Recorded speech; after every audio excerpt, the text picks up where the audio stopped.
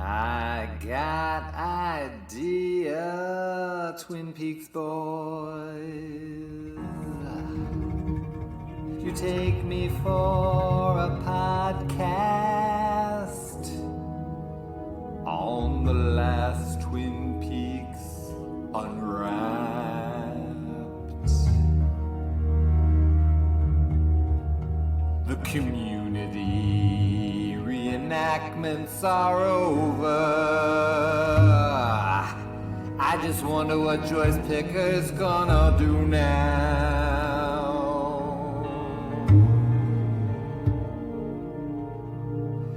Oh, but you're gonna see me,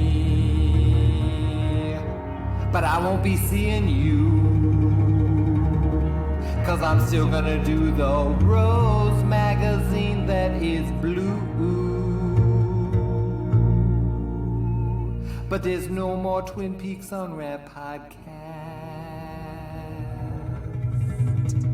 It's just like I told Josh Minton, I said that thing will never last.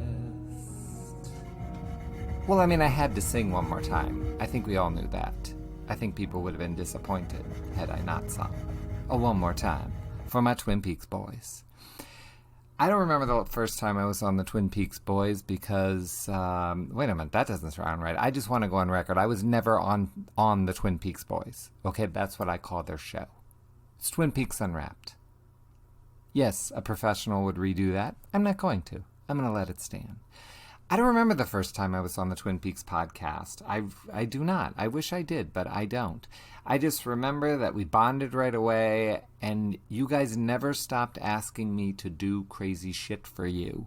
I remember, I was in the middle of some, getting the Blue Rose out, trying to do the Moonlighting book, birthing Courtney's Laura's Ghost.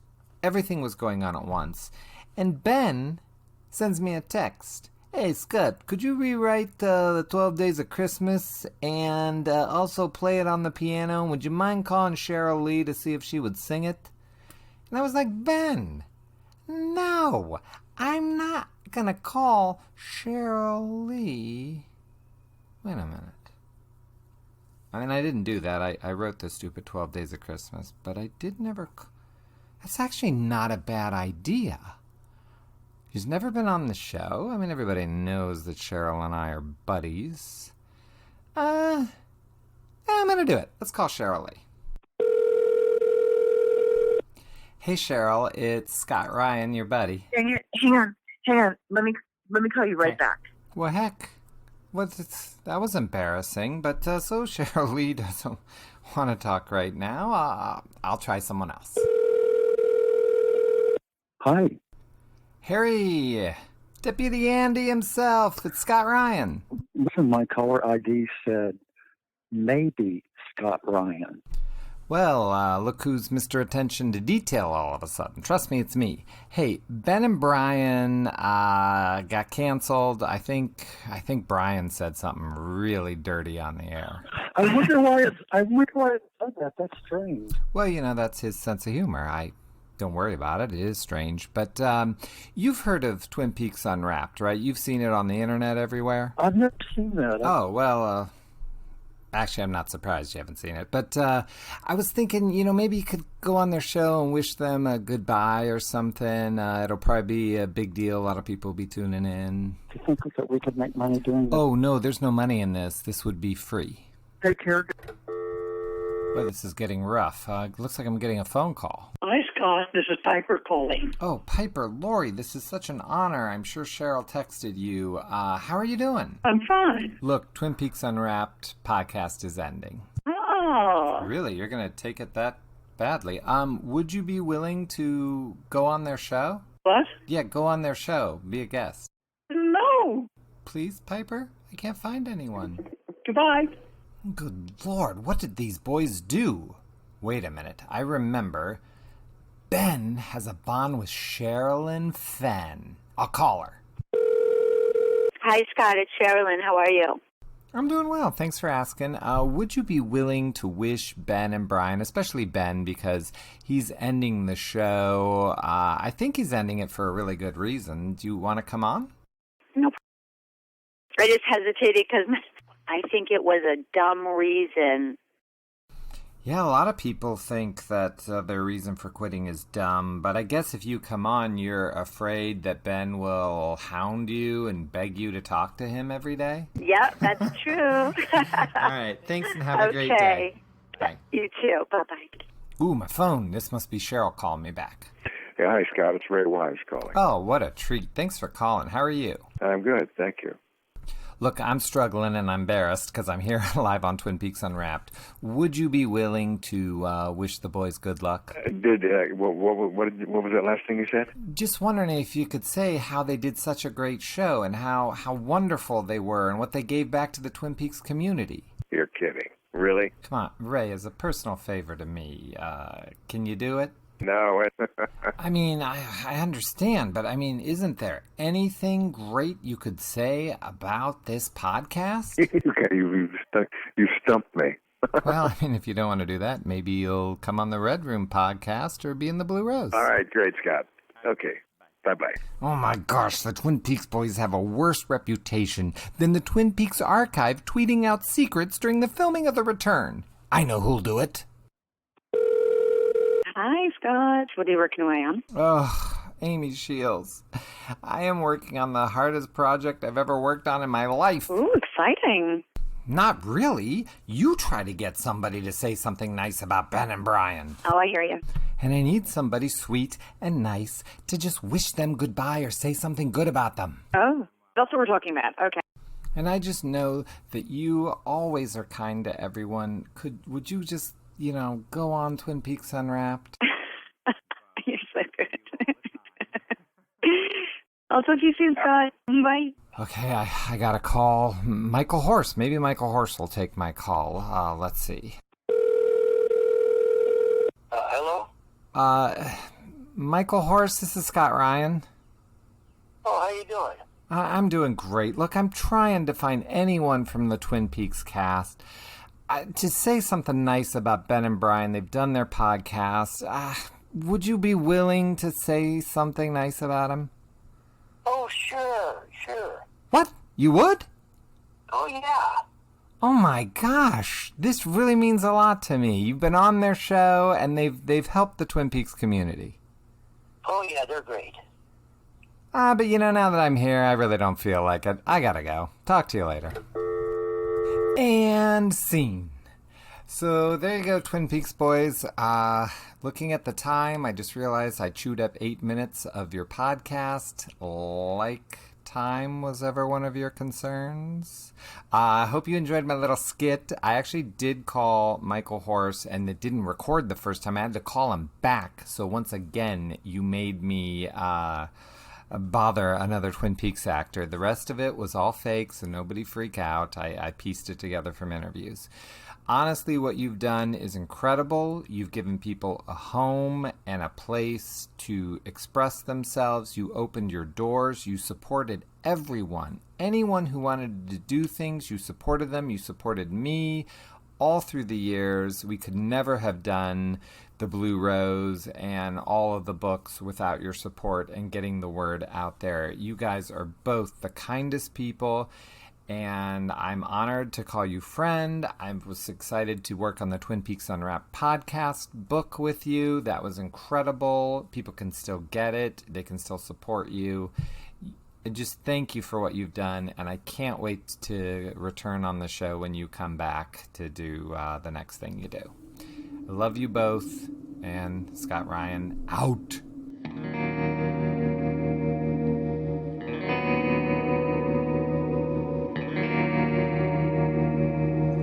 Welcome to Twin Peaks Unwrapped. I'm your host, Ben Durant, and beside me is... Bryon Kazaska. How's it going, Ben? It's a sad day. The end of the era. We are, this is the last show. Thank you to Scott Ryan for that intro. I thought it was the Red Room podcast there for a minute.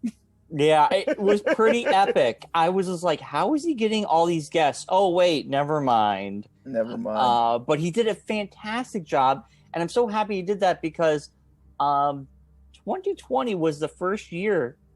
No, we didn't have like an elaborate best of. We just kind of did something different, and it was kind of nice that he had that idea himself.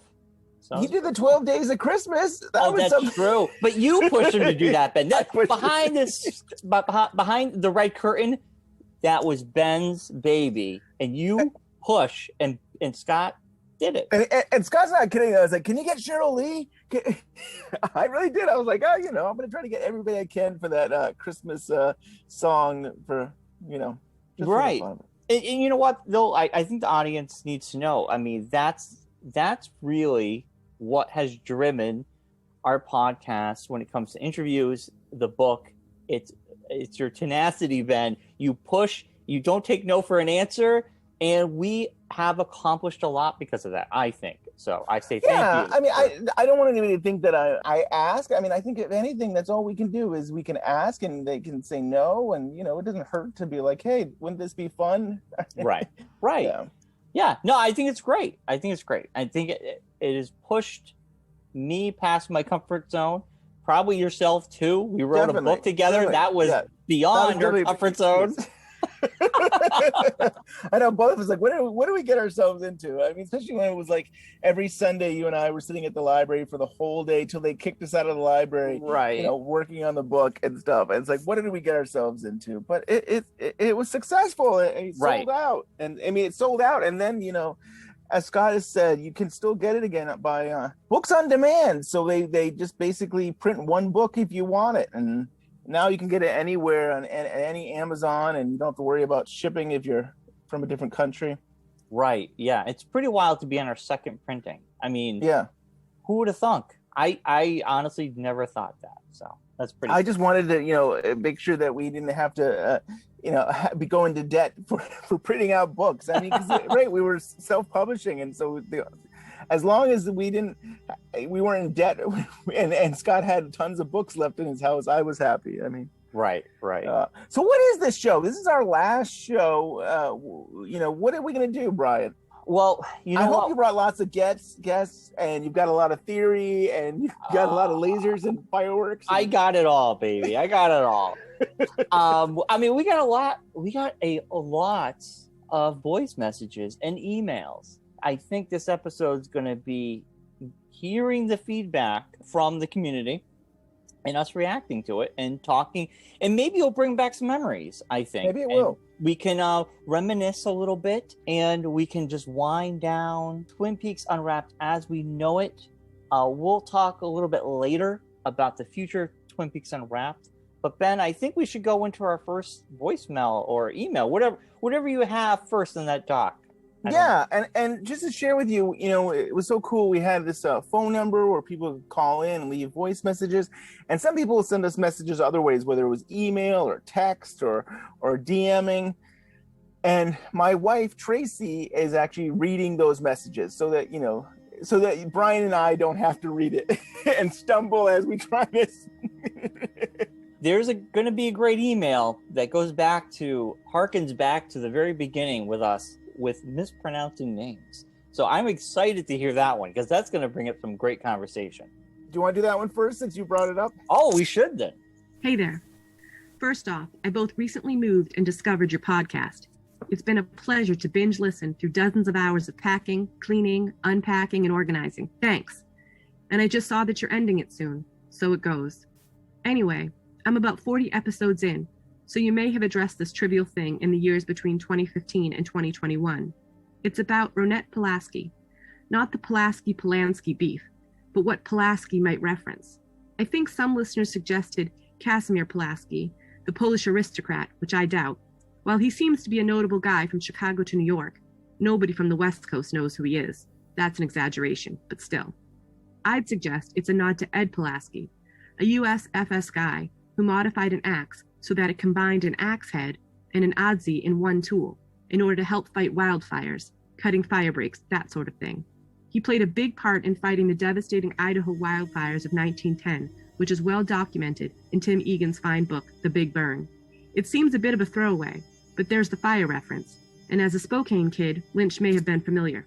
That's all I got. Cheers, John. Thanks, John. Thanks, John. That sounds like your wife's voice. Yeah, do I even want to touch this? Do I even want to touch the Pulaski? I'm going to say this. I want to say thank you to everybody who stuck through our growing pains.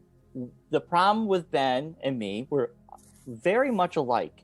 Once one of us says a name incorrectly, that is the name we will both say incorrectly constantly, to the point that we believe that's the correct name.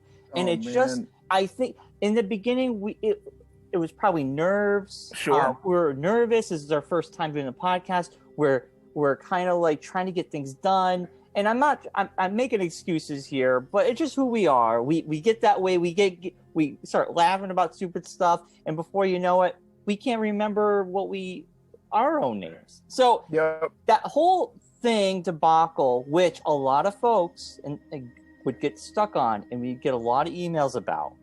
Well, it's because we rattled on about it forever, too. I know, we did. And there was times where Ben said, I want to go back and cut that out. Yes, I want to Lucify it, George Lucas it. I really did. I thought about going through 100 shows, 200, whatever we had to do to edit those out. But right, and I mean, it only happened in that one episode, I think, and I think it was brought up maybe once or twice. But yeah, you're right. And then I said to Ben, I said, no, it's part of our history. It might aggravate some folks, but you know what? The people who make it through, they must enjoy us for some reason because it doesn't bother them. And we still have these new listeners who are still like, sometimes they get upset. They're like, it's like, you said names wrong. It's like, do your homework.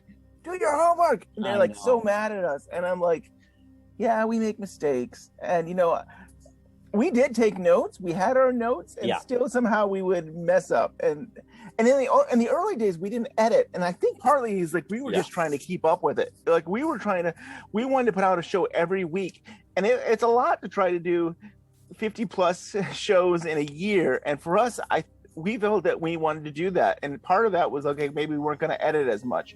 And I think at one point we were just built up enough that we have a little bit more time to edit shows, or we miss a week and get it out. But in the early days, we were just trying to, find ourselves here. Totally. And I think you brought up a great point, Ben, because as time moved on, we became more refined. We became a little bit more perfectionist. When it came to the podcast, we put a lot of effort in editing now on all the shows. It doesn't even matter if it's the simplest of show, one of us will edit the hell out of it. So I mean, we have gotten a lot better. So those are our growing pains, that first season, 2 seasons of the original Twin Peaks, covering that show. So thank you for everybody who's stuck with us this whole time. And I'm so happy this person emailed us with a little bit, a deep dive on what that could have been a reference to. And it makes sense. I think it's totally plausible what this person said. I wish we had thought to ask Mark Frost or something like that. Like, what does his name come from? Because in all our research, we don't really have an answer. I mean, I can't really guess why that person, why that name was. If it was a David Lynch thing, it would make more sense. But you know what? That's what Twitter's for. So we could potentially ask Mark Frost on Twitter, or somebody else who's taking the torch. You start your own show and research that, figure it out, find the answers. Right. Anybody out there that's willing to do it, I say go for it. But I like that. I thank you so much for that email, and I like that theory that's where it could have came from. Hello, Ben and Bryon. This is Jubal Brousseau of the Counter Esperanto podcast. In the summer of 2016, I was taking a walk with your latest episode in my headphones, which happened to feature an interview with Twin Peaks superfan Christian Hartleben. At the time, the Peaks community was not only anticipating Twin Peaks' return, but also the secret history of Twin Peaks by Mark Frost. We knew that come October, the first canonical Twin Peaks material in decades would be in our hands, and if memory serves, Christian was discussing Frost's influences. At one point, he made note of Frost's brief on-camera role, news reporter Cyril Pons, which was a slight alteration of Solar Pons, a so-called psychic detective created by August Derleth, a friend, correspondent, and occasional collaborator of H.P. Lovecraft. I stopped cold in my tracks. You see, for a number of years, my oldest friend in the world, Carl Eckler, with whom I have long shared a love for weird fiction and Twin Peaks, and I had been trying and failing to nail down a workable long-term concept for a podcast about weird fiction. We had a couple of unreleased episodes in the can, but nothing really gelled for us. But here, thanks to your podcast, we found an angle. We would explore weird fiction using Twin Peaks, which we maintain is still the greatest expression of the capital W weird in television, as an anchor and thematic thread along which we can trace themes in other works by authors such as Lovecraft, Thomas Ligotti, and Franz Kafka, as well as other media. The secret history that Frost ultimately released was verification that such a connection was indeed warranted. Much later, in The Return, a large photo of Franz Kafka was shown in Gordon Cole's office. I almost jumped out of my seat.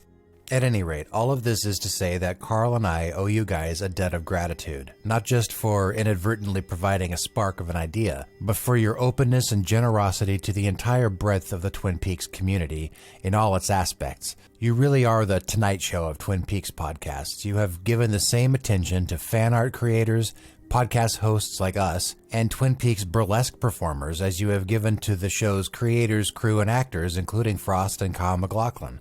And your consistency of quality and release schedule is a marvel unto itself. You will be sorely missed, and my hope is that we remain friends in the future, and if, as rumors have been floated and quashed, Twin Peaks comes back, or if there's another series forthcoming from David Lynch, we all may be graced by your unique, joyful voices once again. I love you guys, and thank you so much for all you've done.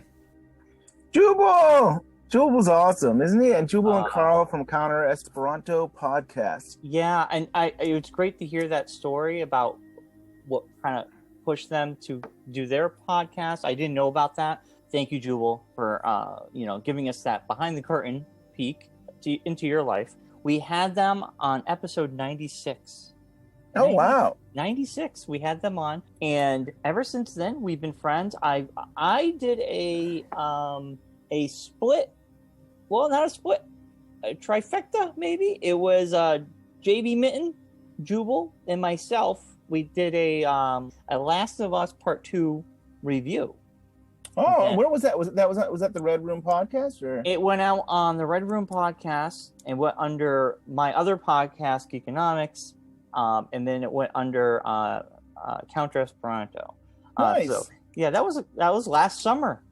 Wow. The three of us did that. Really? It was just last summer? It feels like so much longer than that. I know. It was last, because they came out in June, I believe. Yeah. But man, oh man, those two guys, their podcast is fantastic. It's so good. Subscribe to it today if you're not on there. I mean, they got a great back catalog. I think they put out episodes periodically. It's not something consistent, but when they put one out, it is really worth the listen. Yeah. So the knowledge that they have and the depths they go into is so good. I have learned so much about H.P. Lovecraft because of them. I know who H.P. Lovecraft was growing up in high school. I read some of his short stories, but I didn't know the man. I didn't know the history. I didn't know, but they talk about him a lot, and I've learned a lot because of them, and many other things. But that's the one thing that comes to mind, anyway. And I think, if I'm right, Jubal does music, and it's like this ambient sound. It's just like so mysterious. It's like, oh, so good. Yeah. Yeah. So thank you so much for that. And before we go on to the next one, I do want to let everybody know that when David Lynch does drop something on Netflix next year, and even if it's not Twin Peaks related, even though we all wanted it to be, Ben and myself will do a special based on whatever Lynch does put out. Did I agree to this? You did. Okay, all right. I thought that was it. I thought I was setting to. We're splitting up, never to talk again, and never to work again. Right. The moment we get a teaser trailer and it says what day it's coming out, I will get a text from Ben. Okay, you're ready to record?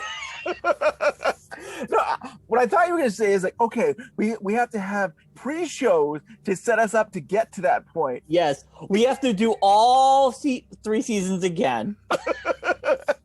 I was thinking maybe no. We haven't actually done community rewatch for season 3 yet, so Yeah. you know.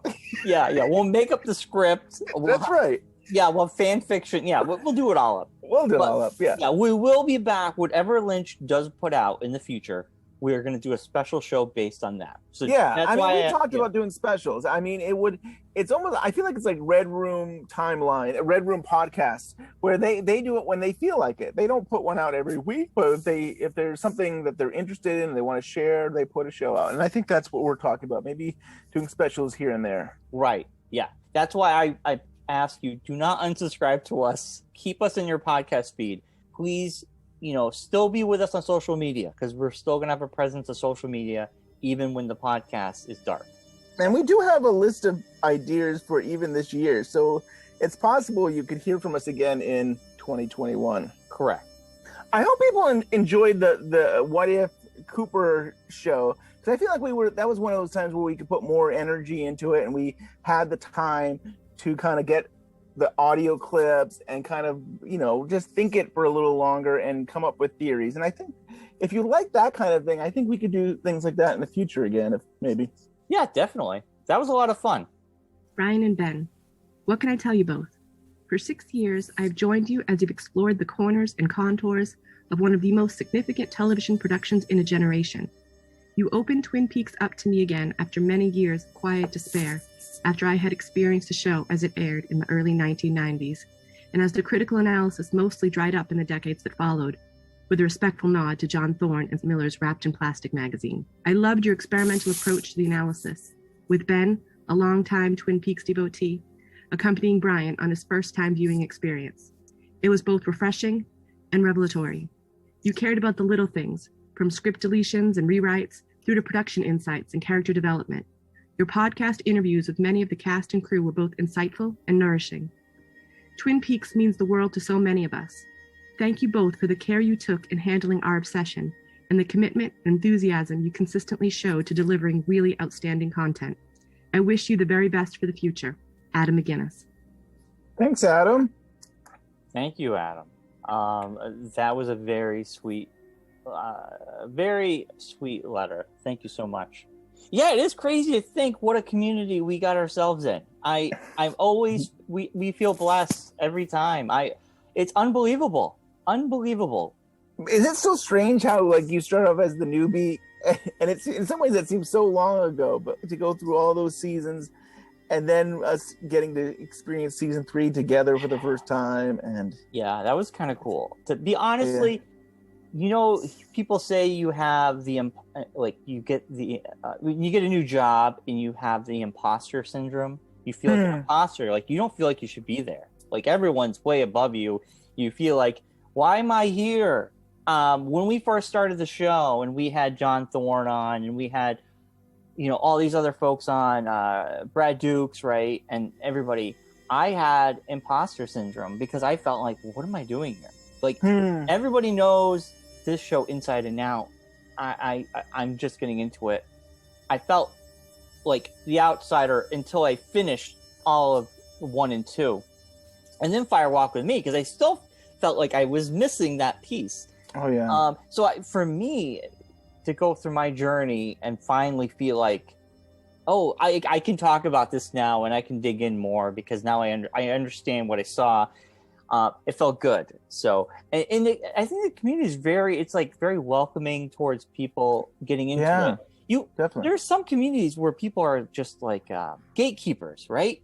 Everything. And there's no gatekeepers here. I've never met a gatekeeper at all in the Twin Peaks. That's true.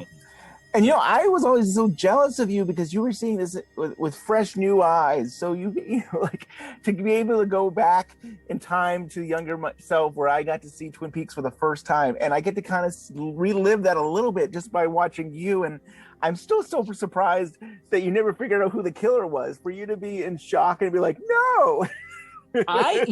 We said I came kind of close, right, with some artwork, or no. Okay, I'll tell a story. It was Father's Day, I believe, and I posted a photo of Leland, I think. Happy Father's Day. Happy Father's Day, and I posted Not ironically.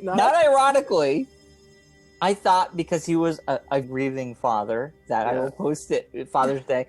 And Ben just like, Bryon, you sure you don't know who killed Laura Palmer? I'm like, no. Did I say that? Oh, man. Yeah. You did afterwards. You did mention it to me. I never saw the photo of Cooper with his head smashed against the mirror with Bob. I never saw that photo because I kind of stayed away from a lot of things. But now you see that photo everywhere. You see that photo everywhere. So true. It's like, it's so hard for somebody who is maybe new that would love to get into Twin Peaks to have that image in front of them, because they're kind of like, what's happened to Cooper here? And Right. So I was lucky. I think I got in. It's also hard when I'm managing the Facebook page. Yes. I mean, I'm managing it, but I'm also getting us embedded with other groups, and then my Facebook feed is just basically Twin Peaks. So I lucked out. I also thought David Bowie was somehow in season 2 of Twin Peaks. I was like, where is David Bowie? I saw that photo everywhere, and I'm like, how come David Bowie hasn't shown up? That's funny. I was so confused. Hey, Ben and Bryon, it's John Bernardi. I'm terrible at these things, but I'm going to give it a go anyway. I mean, I can't believe that I've been listening to you guys for almost 6 years at this point, and I am so proud of how much you guys grew into what you did, and I mean, it's amazing. I've been going through your show notes, and it took me like over 2 deep breaths just to be able to say all the actor and crew names that you've interviewed over the course of this whole thing. And I mean, wow. I mean, sure, you do the work and you've got the tenacity and everything to be able to pull off all that, but it's way more than that. I mean, you wouldn't be able to get people like Kyle MacLachlan. I mean, my God. And David Lynch wouldn't just be automatically sending you a message to your watch group if you guys were jerks about anything. I mean, the thing I'm most astounded with, like, you've never big timed ever on any of this stuff. I mean, even when you're publishing a book, you guys are so you're so humble, and you have so much integrity about everything that you do. I mean, there's a reason why everybody wants to work with you. I mean, I don't know. I'm super proud of you guys. You're not just analyzing a show with this podcast. I mean, you're doing so much more than that. You're telling a story of a show and its entire fandom. You know, you guys are basically making a document of history of why this show is important to the culture that you're right in the middle of. Anyway, guys, I'm getting a little rambly, so I appreciate all you do and all you are. Thanks much for 6 years of awesomeness and just, you know, being the guys you are. Take care. John Bernardi. Oh, man. You know what? He was on episode 95 of our podcast. So way back in the beginning, he talked about his earthquake theory, which still resonates with me to this day. Every time he's been on the show, he's always brought in such a new perspective, a new take, that still, it always sticks with me. You know, going forward, what he has talked about or written about, I will just incorporate it what I think. And I mean, because I think his stuff is so interesting. And of course, John, you know, well before he was on our show, he would email us and say, like, you know, he would tell us how we could be improving ourselves. You know, he would really suggest certain things, and I appreciate that. I appreciate constructive criticism. So there was times where he was like, "Oh, you could be doing this," or "Why did you say that?" And I want to throw my phone. Yes, I will say, John Bernardi, we love you. I think you are an amazing cheerleader. I think you've always been a supportive person towards all the podcasts. I hear your name being thrown out on other Twin Peaks podcasts that I listen to all the time.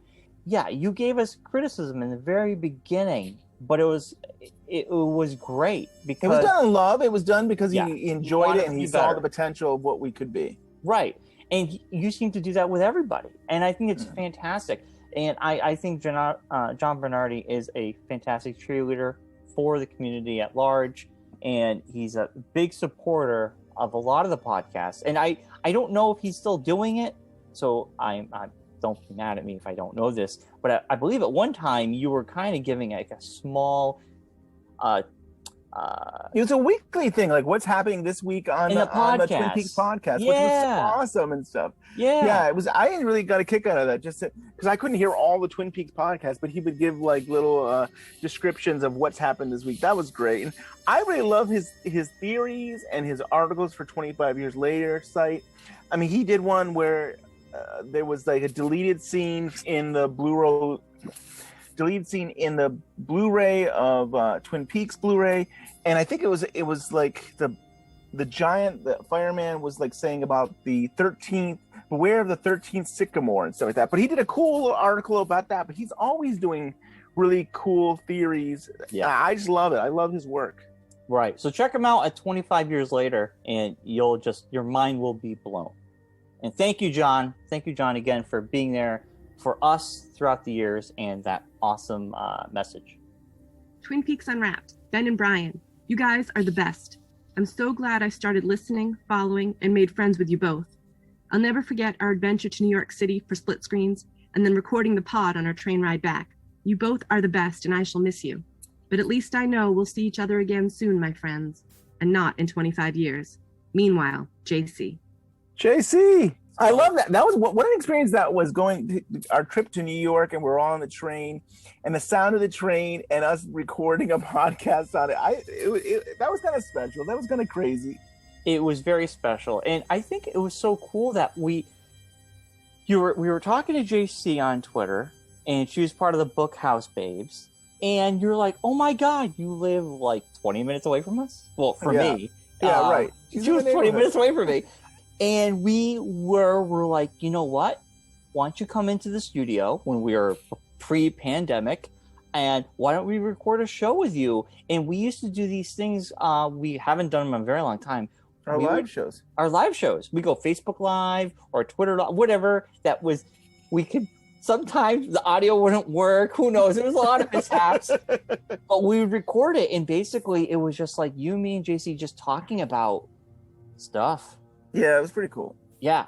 And, I'd have this past year, I had JC scheduled, like, we'll do a live show with her, and it just never happened and stuff, unfortunately. It's just like our lives and technology and all of that. But she was on the list to try to do another show, but who knows?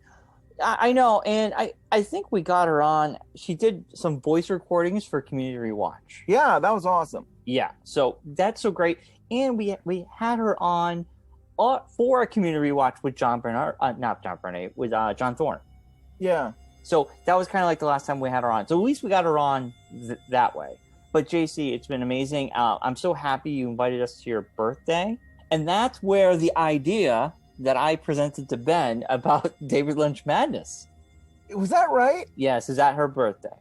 What motivated you? What made you think of that idea? I had the idea in the back of my head, and then when we were at the birthday party, we didn't know anybody. So we were just talking amongst ourselves, and I said, man, I have this idea I'd like to do. And then I did it that year. Yeah. First one. That was pretty cool. I presented it to you. The basketball March Madness brackets and all that. That's awesome. Yeah. Hey guys, hope I made it in time. This is Joel. I wanted to thank you so much for having me on so many times, so many great conversations, so many fun Lynch Madness games to play. And I really enjoyed the opportunity to take part in this. And I don't know, I hope that I can make it up to all of you in some way at some point, because I feel like you've really given me an opportunity to talk to your audience and just to talk with you guys. I love meeting you in person at Worcester a few years ago for the Twin Peaks event. So I hope we can do that again sometime. All right. Enjoy your last show. We'll all enjoy listening to it. Bye-bye. Joel Bacco, the man, the myth, the legend, I think. Yes. How can he say, I hope he makes it up to us? We're the one that should be in his, be grateful to him. I think he was like one of the first people to guest on our show. He was between him and Brad Dukes being the first. Episode 56, I believe, was Joel Bacco. And that was very early on. We were getting to Fire Walk with Me. And you told me about his at the movies. Journey. Yeah, right. Yeah, Journey Through Twin Peaks video series he has. Right. And so you contacted him, and man, he's been like, it's like he's like an unseen, unofficial member of us. Like he's been on the show probably the most time. He's like our Bill Murray. If we were the Tonight Show, right?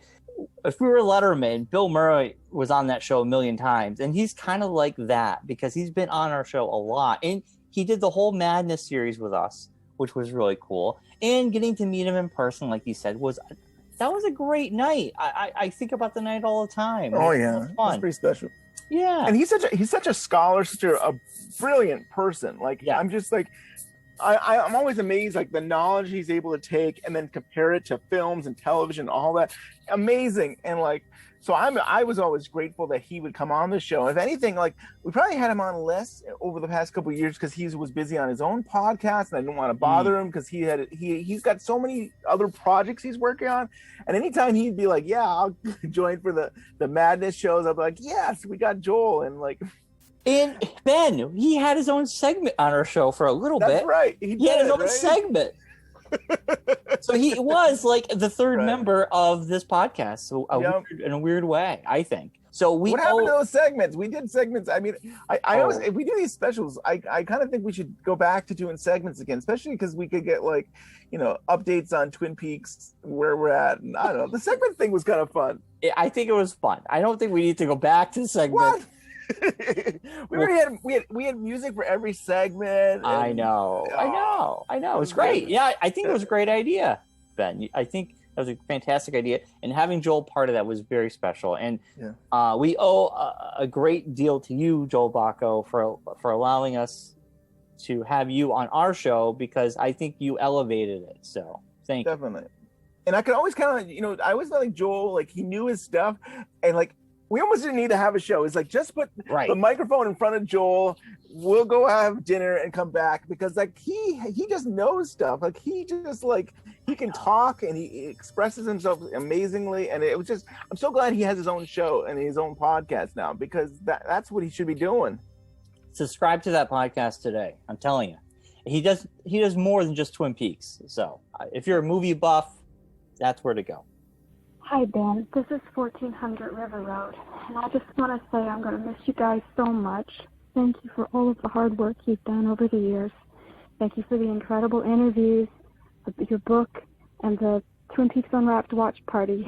I've had so many great times in the watch party, and I still can't believe that you got David Lynch and Kyle MacLachlan. That is amazing. So, and I want to thank you for the latest episode of Twin Peaks Unwrapped because of the amazing Kenneth Welsh performance. So, and I thank you for everything. That's 1400. She's awesome. I mean, like she's always researching things and reaching out to us and being like, what about this and what about that and can you get me access to this? Because she's researching and discovering Twin Peaks for herself, and it's so awesome. Thank you for the message. Yeah, that's awesome. And she mentions the cast party, but you know what? We're going to talk about that a little bit later on when we have the cast watch parties. We can talk about that later. But again, we'll save that for later. Yeah. Thank you for the message. Hi, Ben and Bryon. It's Bill Abelson in Seattle. I'm shopping here today with Josie's drawer pull. And I also want to send very deep thanks for carrying on the Twin Peaks flame with such love.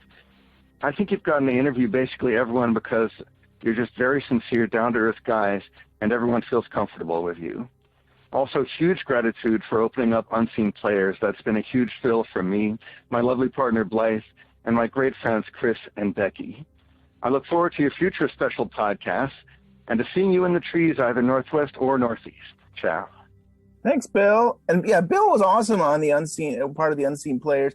He was playing the flute and he was getting into characters, and he's awesome and stuff. And friends with Chris Matthews.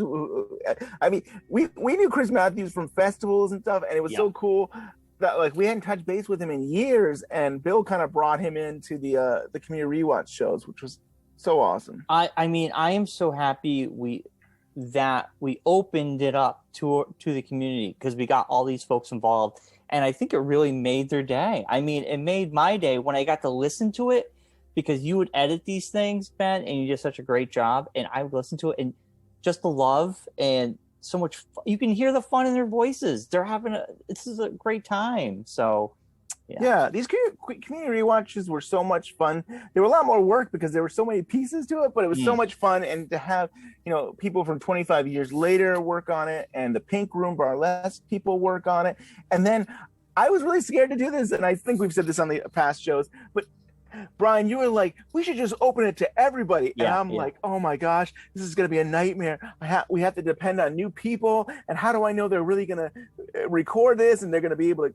But they did. They came through. And not only did they come through, they added new things to the show. And, that made it so special. I'm so glad.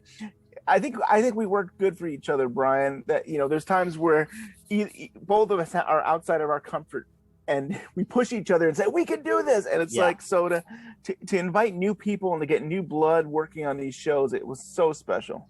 Yeah. Every time we push each other, I think there's resistance in the beginning, but then once that resistance is broken and it happens, it's a beautiful thing. My take recently is Deputy Andy is the real hero. The typical fool on the hero's journey, bumbling around with an open heart, saving everyone, even if by accident. By the end of season 3, he's transformed, the only one pure enough to not be corrupted by the Lodge, Katie, at KT Sweet and Spicy. So I think I posted something about us ending our show, and Katie on Twitter sent us a message. But she thinks that Andy is the true hero of Twin Peaks. I kind of agree. I kind of agree. Is he the dreamer? He says, what does he say? I'm a whole town? I'm a whole damn town. Maybe he represents everybody. He is the dreamer. And think about him in the pilot, how he cried, and there was so much empathy in that character. And I think if we all could be that way, if we all could try to be more understanding of each other and try to, care for each other a little bit more, and maybe put ourselves in each other's shoes to say, life isn't easy.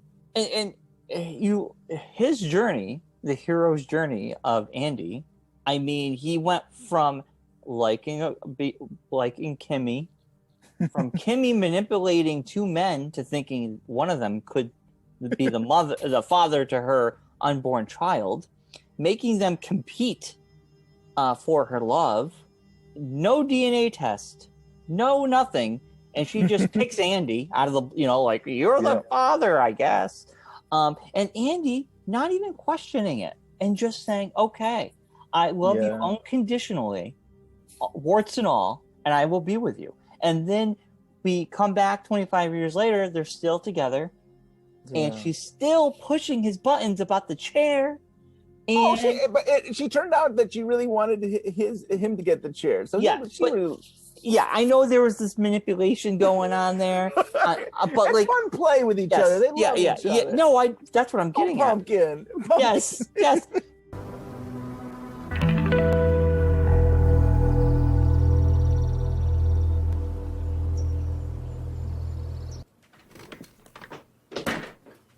Andy, I really love the beige chair.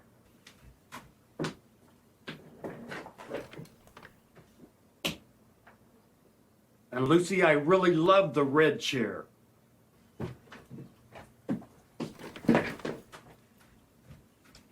And I really love the beige chair, Andy.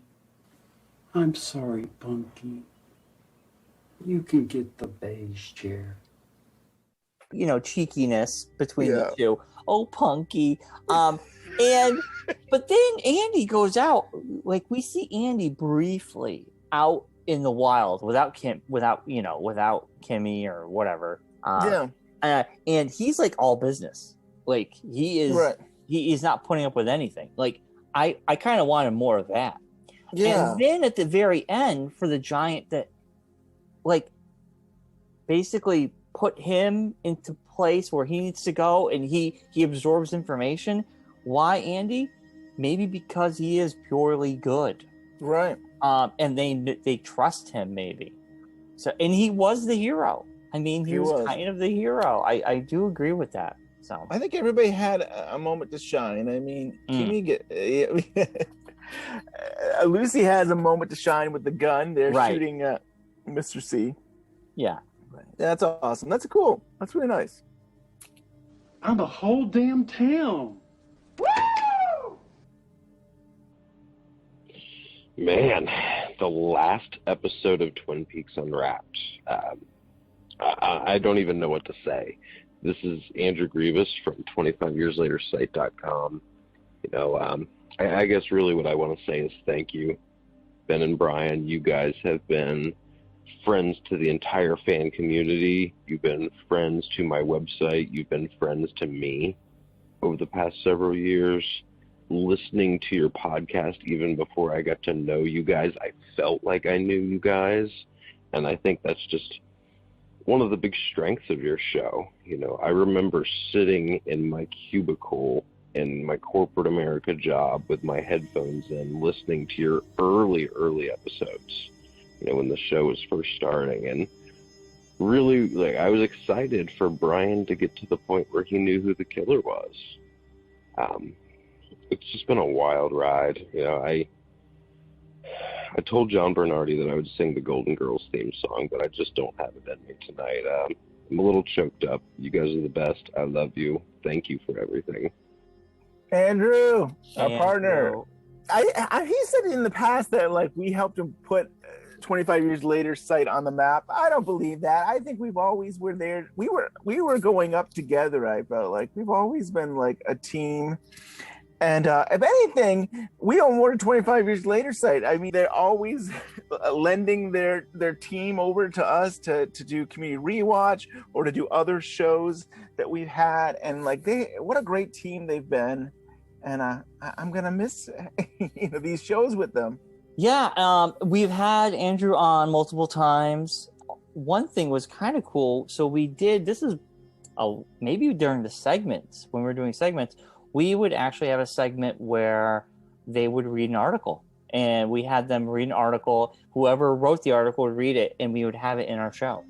Yeah, it was kind of cool. And the coolest thing now is that they're still kind of doing that. If you join, is it their Patreon or if you join with them, you can get articles read by the author, by the team of 25 Years Later site, which is so cool. I mean, to hear John Bernardi articles or any of the other team members, that's something that they're doing right now. I think if you a Patreon member there. I am a Patreon. Ben is a Patreon member, and in my email, I'll get the file, and I can just listen to it while I'm working. Right. I love it. Cool. Yeah. And there's something special about articles too, because there's so much thought put into how every word is, and then to hear it read, it's such a beautiful thing.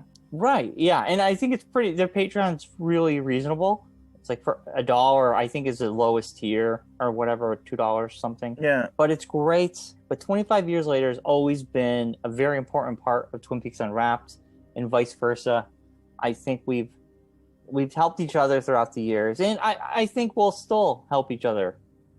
Yeah. Yeah. The coolest thing, I believe I went to Ohio for a Firewalk with Me event with Ray Wise and Cheryl Lee, and Andrew was there, and Andrew and I had breakfast together, and that was the first time meeting him in person, and like I felt like I had known him. I thought he was like, he felt like a best friend and stuff, because like we've talked and hung out so much through the podcast, but it was something special to actually get to meet him in person, and that was so awesome. Yeah. Great people, such great people, and I wish them all success. I mean, it seems like Andrew's doing amazing things. He's got 3 sites. He's got his horror site and the sports site, and then 25 Years Later. So it's such a cool thing. Definitely. So check them out on social media, their webpage, and definitely check out that Patreon. Hi, Ben. This is Eli Redmond calling you. I just want to say thank you to you and Bryon for all that you've done for the Twin Peaks community, which is such an amazing community. I hope whatever else you're going to do is going to be fantastic. I'm sure it will. I'll miss you guys.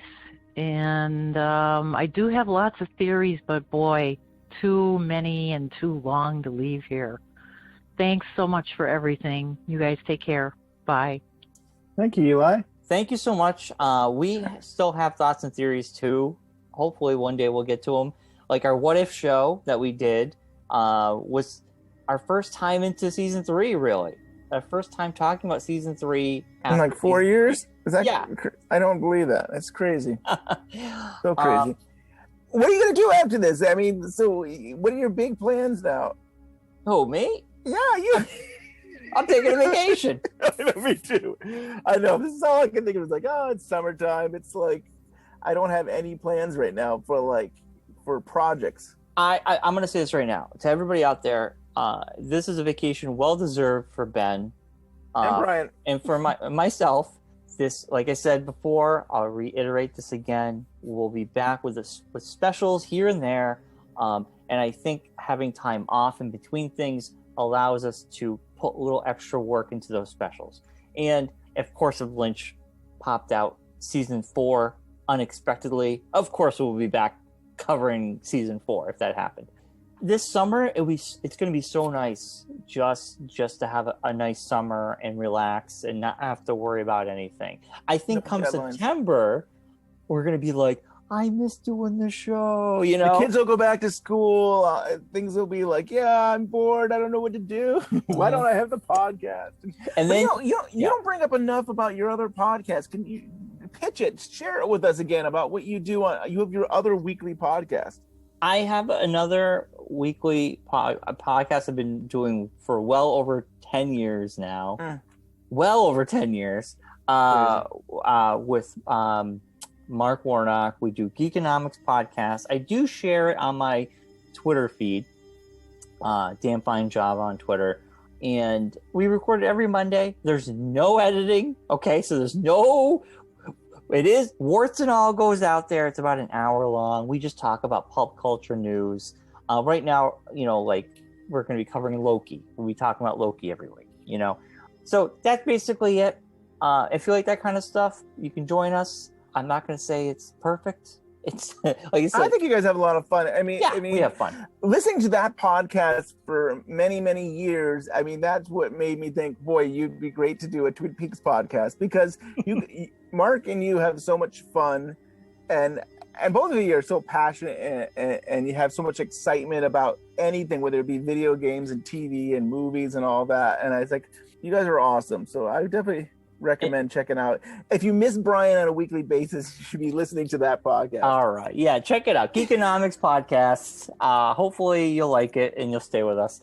And Ben appeared in a lot episodes way long ago. Oh my gosh. Did I? Yeah, briefly. They're not up anymore, but you did show up on a couple. Was it related to my work? Did it happen? No. I don't know. I don't know what we were talking. I think you just you would just open the door and laugh, and then would suck you in. Too funny. Yeah, that's great. It has been so great to get to know you guys through your podcast and all of the wonderful books you've collaborated with people on. Here's to the future, or is it the past? Either way, cheers. Love, Ricky. Ricky is awesome. She is always promoting everything we've done, whether it be the podcast or the book. And she's just so awesome. And I think she's got a great spirit. And I just love the things that she posts. I mean, sometimes she's just posting about every day, her life and stuff. But she is so awesome. And I thank you so much for that support. Yeah, thank you so much for the message. Hey, Ben and Bryon. It's Diana Stavroulakis.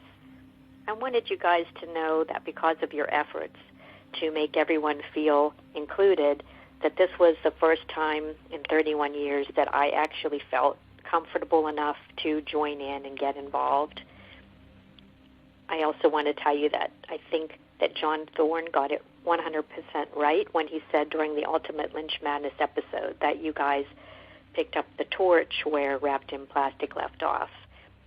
I think because of your efforts to include everyone and to reach out into the community that you've developed a sort of brand that Twin Peaks Unwrapped represents a lot of different activities still going on within the community. So in that way, I think your legacy is that it will live on even after the podcast. So I look forward to your special events down the road. And Bryon, I'm serious. I'm coming over to hang out in that world's coolest rec room you developed. So keep a Rolling Rock chilled for me. Take care, you guys. Thanks again. So sweet.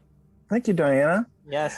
And these watch parties, it was like for the 30th anniversary when the 30th anniversary of the pilot was happening, we started these watch parties through Cast, which we were online. Everybody could just come on and watch Twin Peaks. So we started it. We every week we'd have a couple episodes we'd show, and went through season 1, 2, Firewalk with Me, and season 3. And when we got done with season 3, people who were coming every week, they really formed their own community, and they had so much fun, and they wanted to keep going. And I think we were done. We had done the thing, but Diana kind of took the torch, and she said, "I'll keep it going," and she has. It's week after week. The Cast watch parties, Twin Peaks Unwrapped Cast watch parties, are still going. Yeah. I think right now they're going to be doing David Lynch films, but it's funny to hear Diana say that she didn't really get as involved, because she's so involved now, and she does such a great job every week with these Cast watch parties, because she'll have pre-show stuff, some music, or she'll have different videos, sometimes videos that other people from the Cast community shared, and it was just so much fun. I mean, it wasn't that long ago that Caitlin had a birthday, and we all wished her a happy birthday. We all sent Diana videos to wish Caitlin a happy birthday. So what a great community, and it's so nice to hear that it's continuing to go after we're gone. Right, and you know what, Diana, I would say you took the torch from us with Cast, and you created that community, has been created, and you just keep it going, and the love and passion behind that is awesome. And I hope the Twin Peaks Unwrapped Cast party will just go on. And I also would hope that maybe way down the line, Diane's like, I gotta stop, but someone else will pick up that torch and continue it. So maybe it would just be a continuous thing Friday nights for years to come. So we thank you so much for doing that for the community, and I'm sure everybody appreciates it. And if you haven't participated, I think it's usually between 8 p.m., 9 p.m. or so, they usually start Eastern time. They usually start these off, and they'll have their pre-show, and then they'll watch either Twin Peaks or a David Lynch or something usually related, something that everybody wants to just hang out and enjoy. And it's great. And sometimes, is it even really about the movies or television show? Probably not. It's really about the community and everybody coming in and joking and laughing and just talking about things that they love. Oh God, yeah. You know what? For people who don't know, KAST, all capital letters, it's an app. If you get on that, you can type in Twin Peaks Unwrapped, you'll find it. You send an invite, she'll allow you to come in. And I was in the beginning parts. Then the weather got nice, and me and my wife would be doing stuff outside or whatever. So I wasn't really part of it, but I would pop in now and again, and all the inside jokes, I didn't get it. I'm like, oh my God. So everybody had shorthand with each other and typing a mile a minute. And I'm like, I'll type one word, but they just had 5 conversations. I don't even know what's going on. But give it time. And they're all very open to new people. And, it doesn't take too long to be part of the community. Really. Yeah, once you get in there, it's great. And Ben has some great, amazing surprises that he pulled off. And then, they're doing amazing stuff with the community right now. Yeah, it was so cool that during COVID, we were able to reach out to cast and crew of Twin Peaks, and they would do these videos that we were part of, the pre-show, that they would just hi fans and stuff, and that was amazing. And I think besides it, I think the community, I think we feel so good too to have these actors and these cast people all participate in this. And surely one of the big highlights was, of course, getting Kyle MacLachlan. I mean, for him to get into character as Dale Cooper and just have fun and say hi to everybody, that was so special. And this is still insane to have David Lynch. I mean, we tried for years to get David Lynch on the podcast. And I totally understand. I mean, I don't even know what I would say to him anyways and stuff. I don't know what. Yeah. But for him to be like, hey, you know what? People need this right now. Especially it was during the time that we were supposed to do the Graceland event. Graceland event. It was supposed to. It got delayed a couple times. And I always thought maybe Lynch would have done a greeting for that. So for him to be around the same time that we were supposed to have that event, for him to, say hi to the fans, that was so special. That was something really incredible.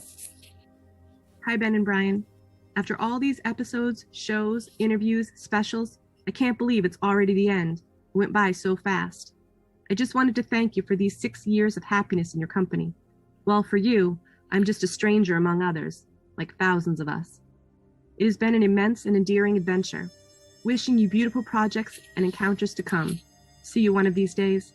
Dale Coop from France. Dale Coop from France. Oh, I love it, from France. I love the international listeners. I love it. Thank you. Yeah, thank you. You know what's crazy? You know how I like my numbers, like past episodes where I'm like, oh, we get so many hits from this country or whatever. And I didn't bring that up today, which maybe I should have, because I'm interested now. But it's crazy. We get a lot of listenership from overseas, a lot of UK listeners. France is like the first. I think this is the first time we ever got a message from France. That's kind of cool. So that's awesome. Yeah. So cool. Ben and Bryon, I wanted to take the time to thank you for your wonderful podcast and all that you have done for the Twin Peaks community. I found your podcast looking for something to listen to on my hour-long daily drive to see my mother in the hospital. While she is no longer with us, the joy that you gave me during those difficult times will not be forgotten. The weekly rewatch during the pandemic was sometimes all I had to look forward to. I don't do social media, so I cannot thank you publicly, but please know that you both have been an important part of my life, and I am grateful. I'm not sad that the podcast is almost over, as all things must end. I wish you and your families the best, and I thank them for letting you take the time to make this amazing tribute to the works of Lynch and Frost. I will see you in the trees. The real Jerry Owens. Thank you, Jerry. It's so great to hear. I mean, we hear this a lot that people are just like listening to us in the car and on their rides. And I mean, it's wonderful to hear that it was something that there was some comfort or joy while you were going through that difficult time. And I'm sorry about your mom and all that. And thank you for sharing that message with us. Yeah. And yeah. I think like it's weird. I listen to a lot of podcasts like you do, and it seems to be podcasts is comfort food for a lot of folks, including myself, especially in 2020, right? Yes. Crappy year for everybody, but it is comfort food. And I think like it's sometimes you listen to a podcast, like I have podcasts I've been listening to for so long. I feel like I'm best friends with these folks and they don't even know me. But when you listen to them, you can escape and forget all that crap that's going on in your life for just that little bit. So I'm happy we got to do that for you and for others too. I think that's really cool. Yeah. And even just starting this podcast, I don't know. I mean, for me, it was like I'm at probably my lowest in life. I mean, I lost my daughter, and that just totally sucked. And I didn't, know what I wanted to do with my life. I was just extremely down and miserable. And seeing you at my birthday party, you always light up the room, Bryon. I mean, to me, I was excited just to chat with you and talk with you, and to bring back my own memories of childhood of Twin Peaks that brought joy to me and stuff. And I'm so excited that you said, yes, let's do a podcast. And that's what, for me, I could laugh and have happiness, which I hadn't had in a while, because I get to hang out with you, Bryon. I got to chat with you and it makes it so special. So I can relate to podcasts, and I can relate to just doing this show, that it can kind of help people sometimes. Yeah. I'm happy you asked me, Ben. I mean, I'm totally blessed that you were like, Bryon, let's do this. And I'm like, yeah, your birthday. I think I walked in the door and the first thing out of your mouth was, Bryon, I have an idea for a podcast and I want you to do it. I literally think I walked into that room, and that was just like, man. That does sound about right, right? Yeah. Yeah, it sounds like I had something on my mind. And it's like, oh yeah, there's Bryon. We're the same way because I do it to my wife all the time, and she hates it. Like, it's 6 a.m. Why are you telling me this? Go to bed. You know. So. Everything is like, people wonder, is like, oh, are we still gonna talk to each other after the podcast? I mean, we text each other every single day, and it'll be probably 11 o'clock at night. I've got this idea. And it's like Bryon might not see this, but when he wakes up, he's like, oh, Ben's still working on something. 4 a.m. I got a message from Ben. And a little behind the red curtain, Ben and myself have been friends for years before this podcast. I think this podcast brought us together closer. True. Believe it or not, I went to the college that Ben worked at. I actually knew Ben and his wife when they were just dating. Yeah. I remember you were going to get married, I think the next day, and you came in. I was working at the radio station at the local college, and you came in, and you were all nervous about getting married.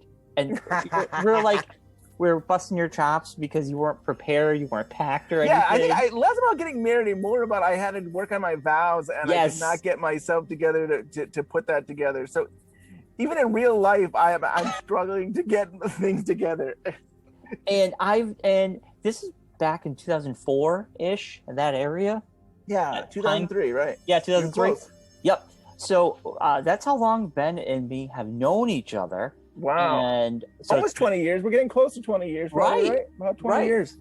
But I think in the last 6 years, we've definitely become more close, more comfortable with each other. We know how to push each other's buttons. We know what makes each other laugh. And road trips are always the best when I have Ben beside me because we're laughing our asses off. We come up with a new podcast. Besides our Lost podcast, we'll have who's that? What's that name? What's that name? Who's that name? Like, we don't remember the name of something, so we'll make a whole show of it. Yeah. Yeah, because it's horrible. We'll be like, "Did you see that show? Who's in it? Oh, you know that guy. Well, who's that guy? A, B, C, D." Exactly. You got to go through the alphabet. You got it. You think we were 80 years old or something? It's like, that person with that face. He's got a mustache. Oh yeah, that face. Oh right. Yeah. That's pretty much our conversations half the time. Yeah. Google has saved us many times. It has. Hey Ben. Hey Bryon. My name is Ron McCluskey, and I am a longtime listener and a huge fan of Twin Peaks and your podcast. Thank you guys for picking up the torch and carrying it from John Thorne. And you guys you've hit it out of the park, and I'm going to miss you guys. I travel a lot for work, so well, not in the past year, but I would just listen to you guys on the planes back and forth from all over the country. So anyway, just know that there's a whole group of us out there who are going to miss you guys. So congratulations on all your success. You guys really kicked butt, and thank you on behalf of all Twin Peaks everywhere. Take care. Thanks, Ron. Oh, that was nice. Thank you so much.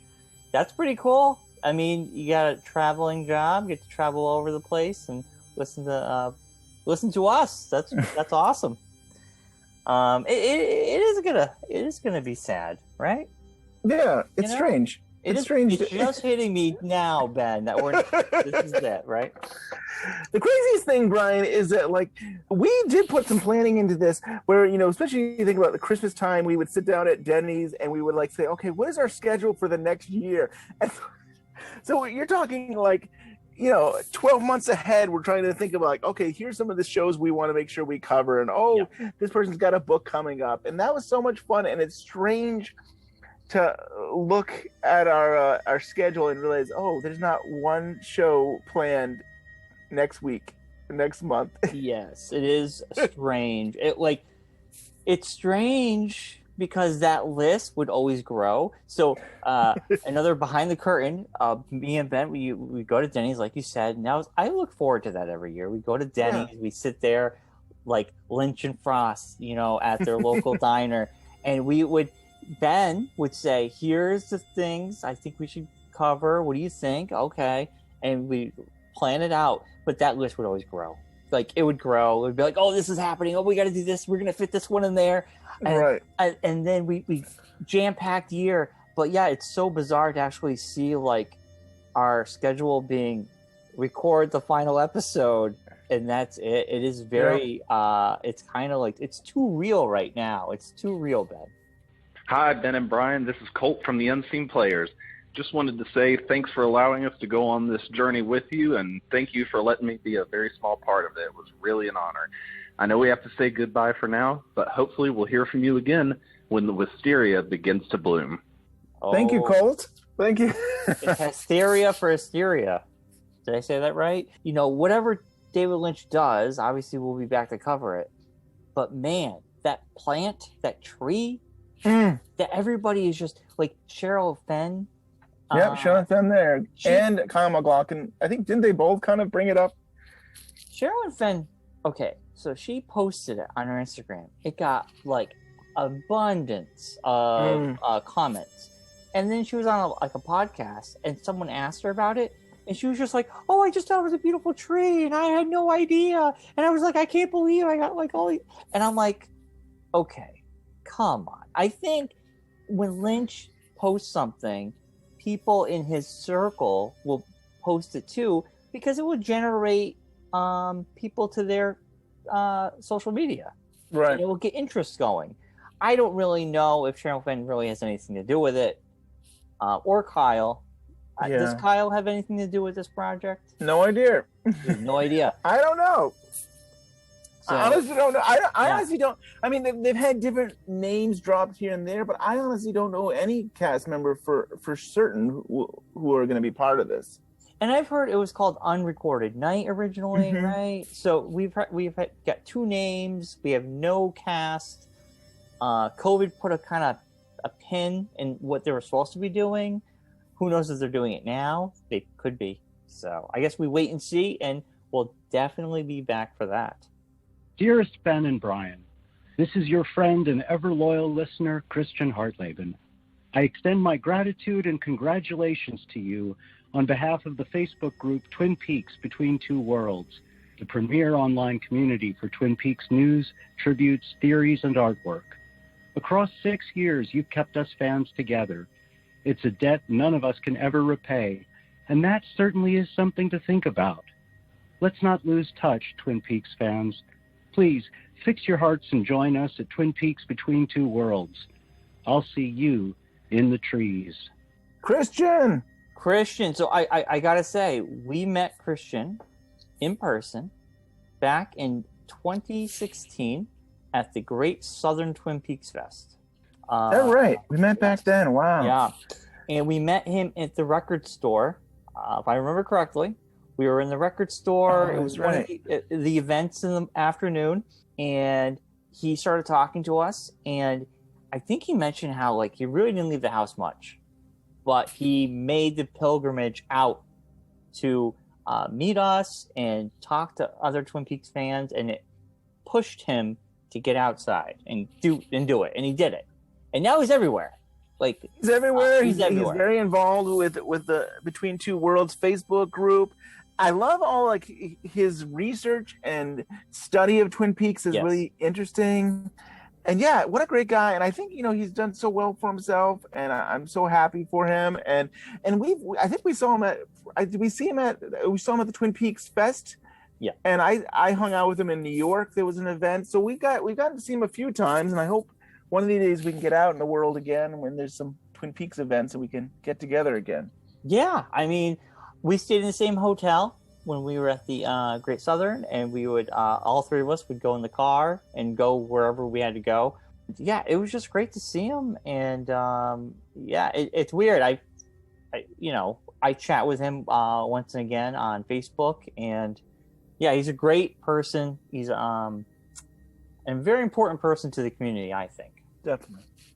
Hey, Ben and Bryon, this is Bino, just calling to say that I love Twin Peaks Unwrapped, and I'm having such a hard time accepting that the show's coming I've been listening since near the beginning and never missed an episode. So I kind of don't know what I'm going to do with myself now.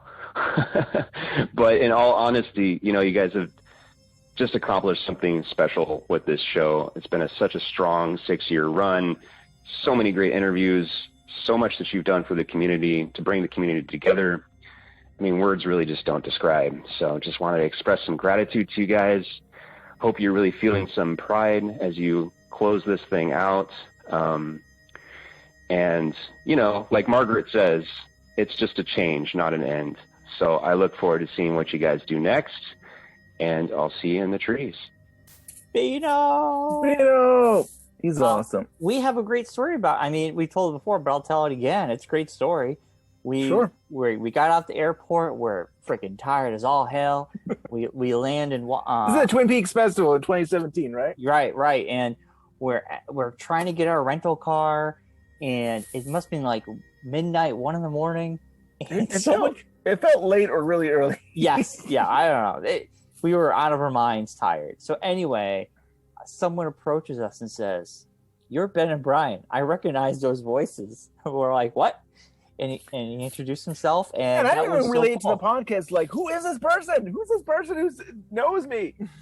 You don't think that? It was kind of like the first time I'm like, "Oh yeah, people listen to our show. People know what we Right. sound like." When we record something and we upload it, it actually goes out into the world. Right. I just felt like it goes off to nowhere, and that's it. So it was kind of cool that for him to be like, "I know those voices. I know you guys. I listen to your show." But he's a great guy. He collects a lot of cool stuff. He I posts. know. a I lot love of his stuff. collection of Twin Peaks stuff. Oh my God! I think he just finished postcard collection on his Twitter. He posted, which is kind of rad. Took him a couple, more than a couple years, I think. He has a nice little piece in our book, which is great. He's an all-around lovely person. He always shows up for the cast, or when we did our Madness YouTube video, he showed up for that. And I think he's absolutely right. It's a change for us. We're going to be changing things up. It was always cool for the Twin Peaks Fest in 2017, where we got to be sitting in the Roadhouse and just hang around and just chat and talk and just had a good time. And I just remember just hanging out with him. Yeah, in the Roadhouse, we did our show in front of people, and he was there. And he might have spoke once or twice. Yep. Yeah. Pretty cool. Times. Pretty cool. Ben, Bryon, this is Rob King. I want to thank you for the past 5 years of informative entertainment, for your outstanding interviews, your inclusion of so many talents, for late nights or the hours you spent away from your families editing and writing for the fandom of Twin Peaks. Your podcast stands tall with all of the other just mind-blowing Lynch and Twin Peaks podcasts out there.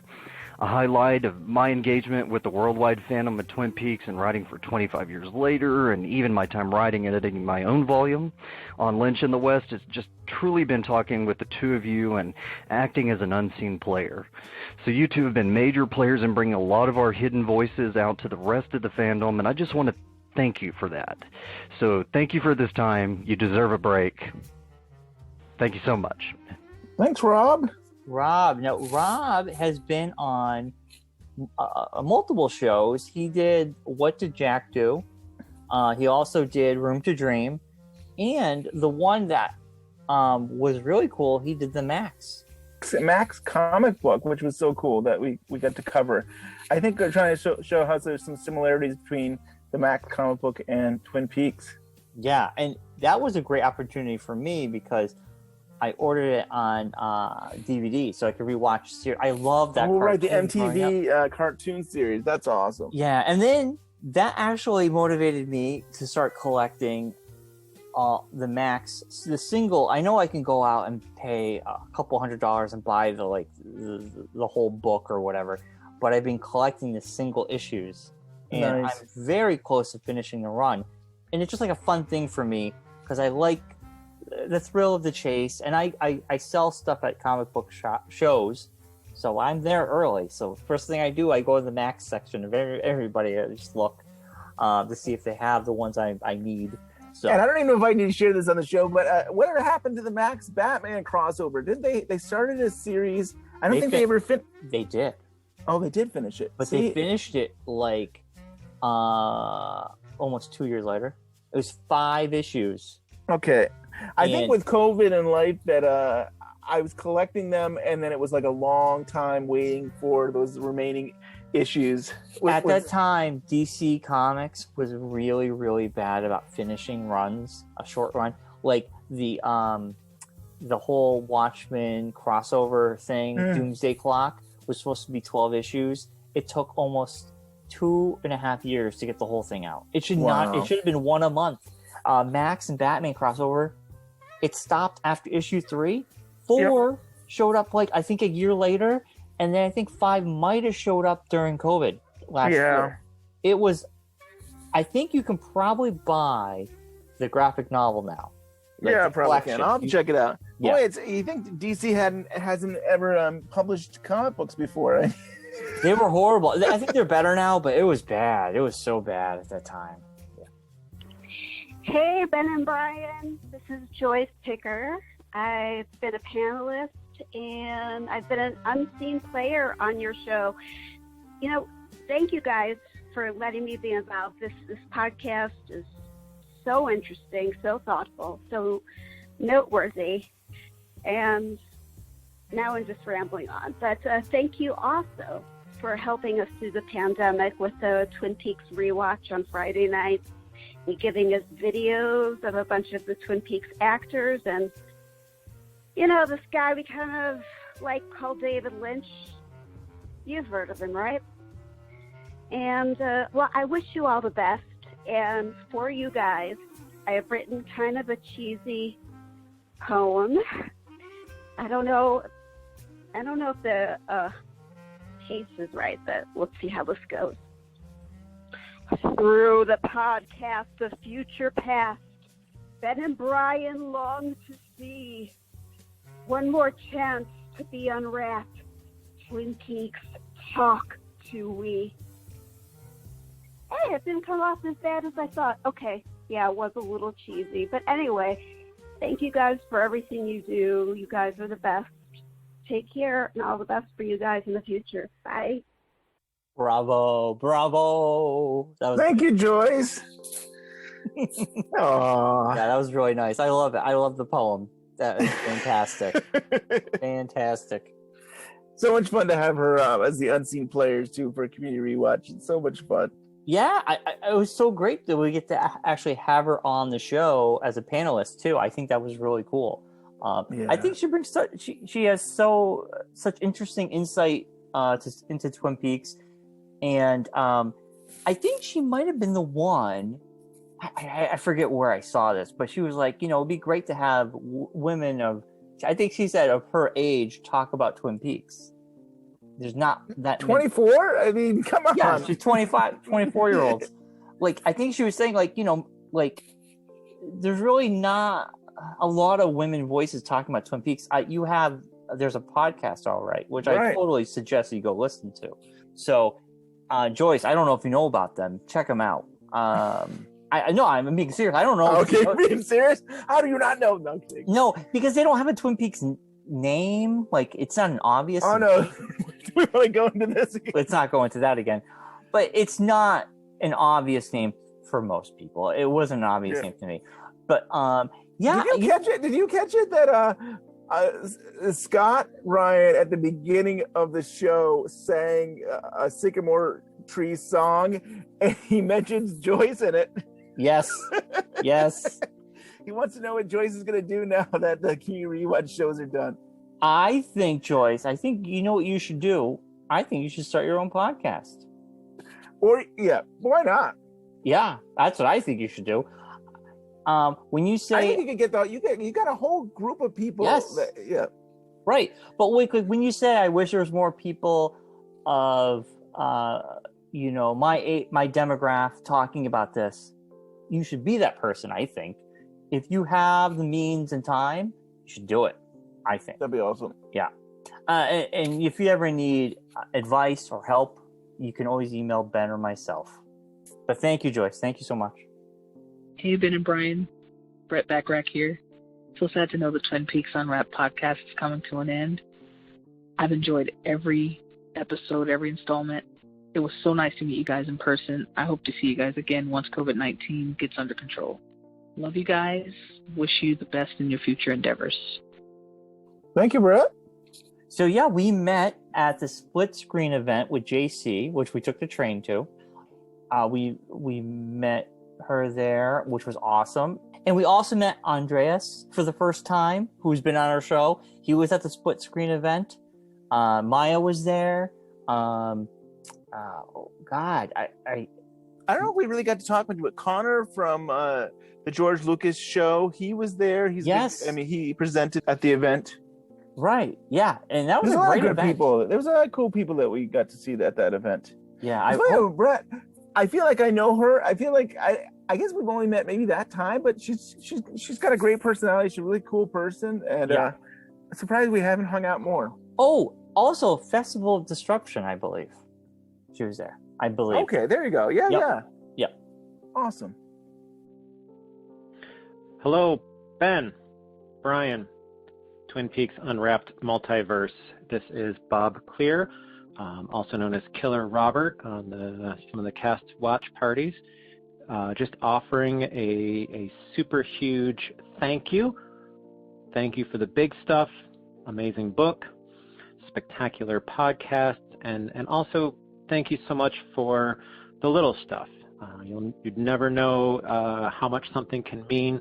An amazing guest appearance on one of the cast watch parties could make someone's day, or even just something as simple as a kind reply to a tweet or a caring email can really help someone through some rough stuff, or just energize their life. I mean, this really is the podcast that reminds me that it's a town where a yellow light still means slow down and not speed up.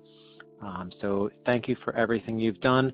The Unseen Players, being engaged in that was an amazing opportunity, and I am most grateful. You guys, it's been an adventure, and I'm excited for your next adventure. This is not an ending, but I'm sure it's a beginning to you as well. So just thank you so much. In the words of Harold Smith, there are things you can't get anywhere, but we dream they can be found in other people. And you guys, to me, are those people. Bon voyage. Thanks, Bob. Oh, that was so nice. It's so true. That's so nice. Yeah. I so enjoyed him and his contribution to the community watch as well. It's really cool. You throw things at and you hope that it works, and they always do. They take in the character, and it's been so much fun. Yeah. But thank you so much for that heartfelt message. Hey, Ben and Bryon. This is Josh Minton, author of A Skeleton Key to Twin Peaks. And I just wanted to call and thank you both for everything you've done for this community over the past way too many years, it seems. I can't imagine, sitting down to watch and appreciate Twin Peaks without the work that you two have done, the community you've built, and the incredibly generous way that you've welcomed all of us into your hearts and your show over these years. I wish you the very best going forward, and I hope that we're always talking about Twin Peaks together. Mitten out. Josh is so cool. I mean, I went to Ohio for the Firewalk with Me event with Ray Wise, Shirley, and Josh was the coolest guy. I think he invited us to his house for a movie. I was way too nervous. I was, wanted to hang around Ray Wise and just, it's like, I was kind of like, I didn't leave that space. I feel like for the weekend, I pretty much stayed in that area for the event. But Josh was such a nice guy, and he is a great guy, and I love what he's done with his book and In Our House Now podcast with John Thorne. I mean, so awesome. And of course, I mean, I've been listening well before our show. I was listening to Scott Ryan and Josh on the Red Room podcast.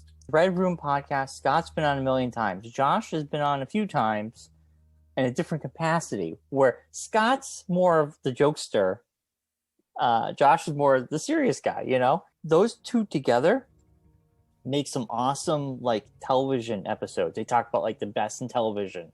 Yeah, I love that. They just did a Bob Dylan episode. They both are very passionate about music, movies, television. So Red Room Podcast is a place to go to hear both of them together.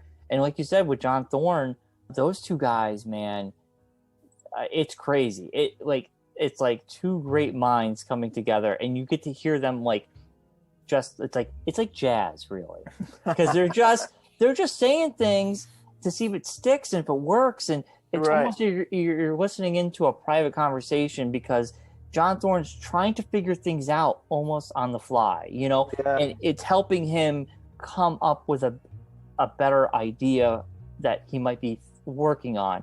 And those two together, I think, they make beautiful jazz together, I think. They do. They really do. Hello, Ben and Bryon. This is Stephen Miller from TwinPeaksBlog.com. It struck me again earlier this morning that there are two things that continue to trouble me, and I'm not just speaking as a Bookhouse boy and a member of the Blue Rose Task Force, but also as a fan of David Lynch and Mark Frost's Wonderful and Strange show for nearly 30 years.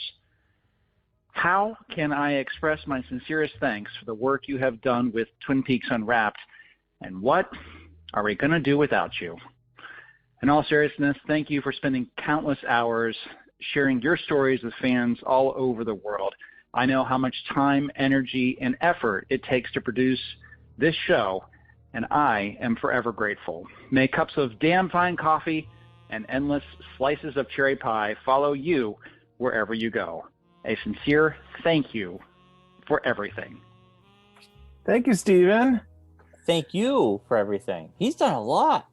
He's done so much. I love the Twin Peaks blog and the research he's gone into, and it's so good. It's so good. I mean, recently, I think with Doug Pa, they did the research of the Fire Walk with Me showing in Cannes, and how there actually was two showings, because we've always heard that there was booing at the event, and then they've heard from other people that there was no booing, and they kind of go over that there's possibly there was two showings, so maybe one of them that happened.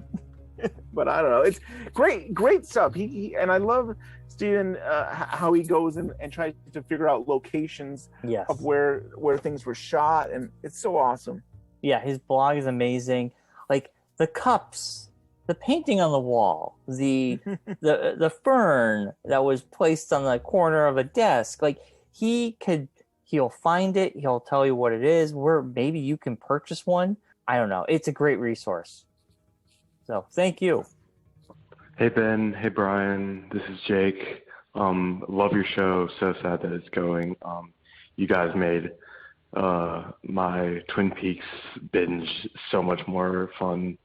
Watched it with my dad for the first time, the whole thing this past month, and I've just fallen in love with it, and it's become my favorite show of all time. And I love the lore, the mystery of it all, and listening to your podcast has made it so much more interesting, so much more fun, and just made me appreciate the show so much more. And I'm so sad to see you guys are going, and best of luck. Hope you guys come back, and I hope you guys come back when we get more Twin Peaks, if that happens, or more David Lynch. Who cares? But yeah, thank you guys so much for your show, and all the best. Bye. Thank you, Jake. Boy, I wish I had a cool dad that I could watch Twin Peaks with him and stuff. I think that's awesome. I know. I always we hear these stories. I watched it with a family member or a loved one or whatever. And for me, it's just like I watched it with Ben. Yep. I watched it by myself. The book came out, and my parents were being supportive, and I gave him a copy of the book. And I remember my dad just saying, "Oh, I love the first episode." But then he didn't watch anything beyond that. Yeah. And for me, way back in the 1990s, my mom hated Twin Peaks. She thought it was a devil's show, and it was corrupt and evil, and there was nothing good about it. And 30 years later, she still hates it. She says, "I never want you to bring up the word Twin Peaks in front of me." Wow. So I mean, and like to have for the past 6 years to have my life be Twin Peaks and not have some family members want to hear anything about it is too bad. So I think that is so awesome, Jake, that you have a dad that you can watch something like this together with.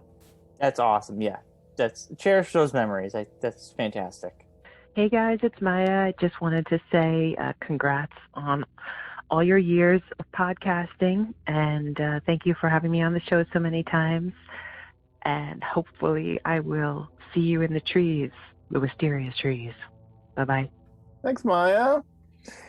And Maya, I love her writing. She has her Twin Peaks blog as well. And like, there's sometimes where I think I've missed some of the things that she's written, and she'll repost it, and I'll be like, "Oh, new stuff for Maya." I read it and realize it was like from a couple of years ago, but it's still new to me. And I just love reading her stuff, and and her interest in Twin Peaks is awesome.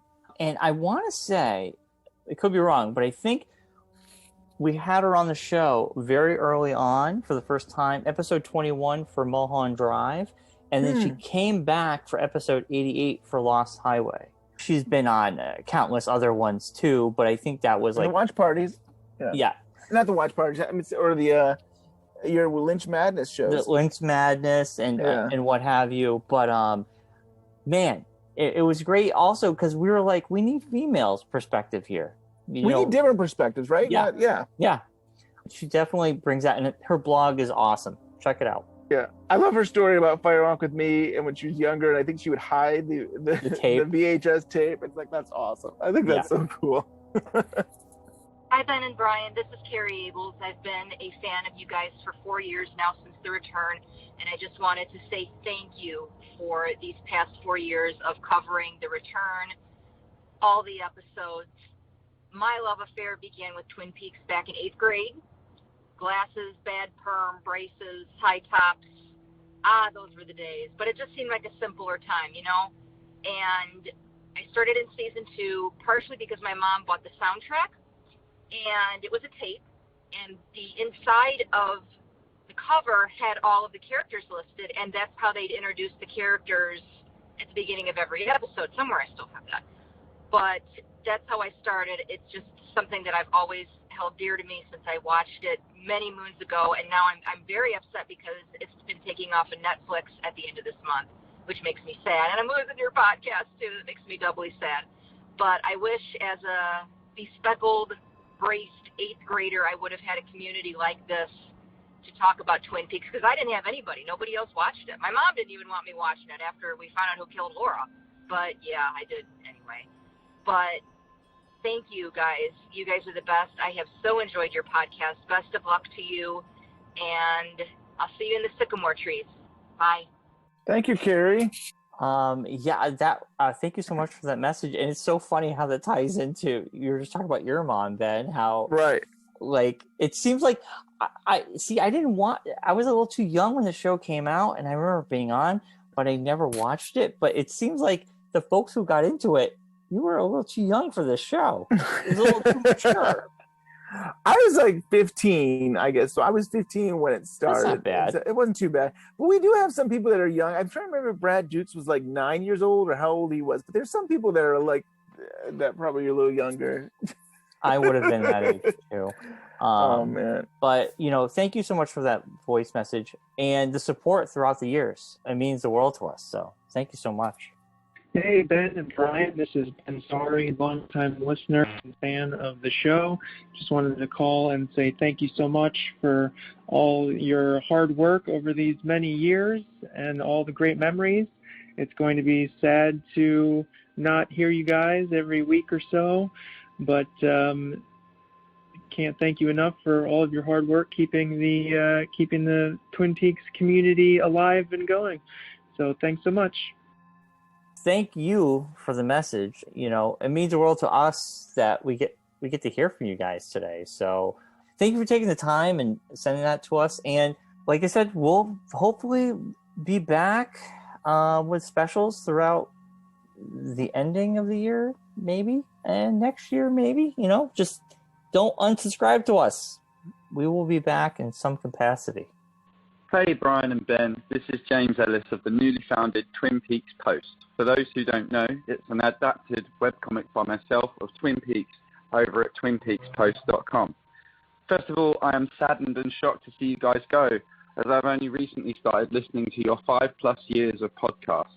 Your insight, theories, and growing and furthering knowledge of that alluring town and David Lynch's mind has been my background noise as I produce my comic for yours and other Peakers' viewing pleasure. You've helped reconnect me to a world I'd left behind, and I'd never finished Return, as me and my then partner were huge fans of Twin Peaks, and I just couldn't bring myself to come back to the world I'd lost. But with lockdown, a friend's advice, and going back to that world, and your humour and good vibes, I made it back to Twin Peaks. And I'll hopefully go and see Snoqualmie Falls for real in the summertime. I know you guys will pop around podcast world again soon, with Wisteria just around the corner. So thanks for your multitude of guest speakers, known on the screen and known behind it too, and especially to you both for connecting us all to like-minded fans through your show. Keep on keeping on, and hopefully we can chat soon. Thank you, James. I've been in contact with James through Facebook, and he does this amazing. He's doing like a graphic novel, like a cartoon version of the pilot right now.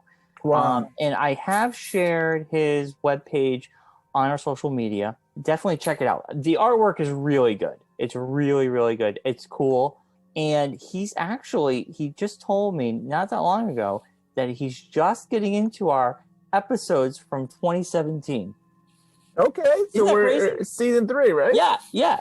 So also the funny thing is, so he's listening. He's in 2017.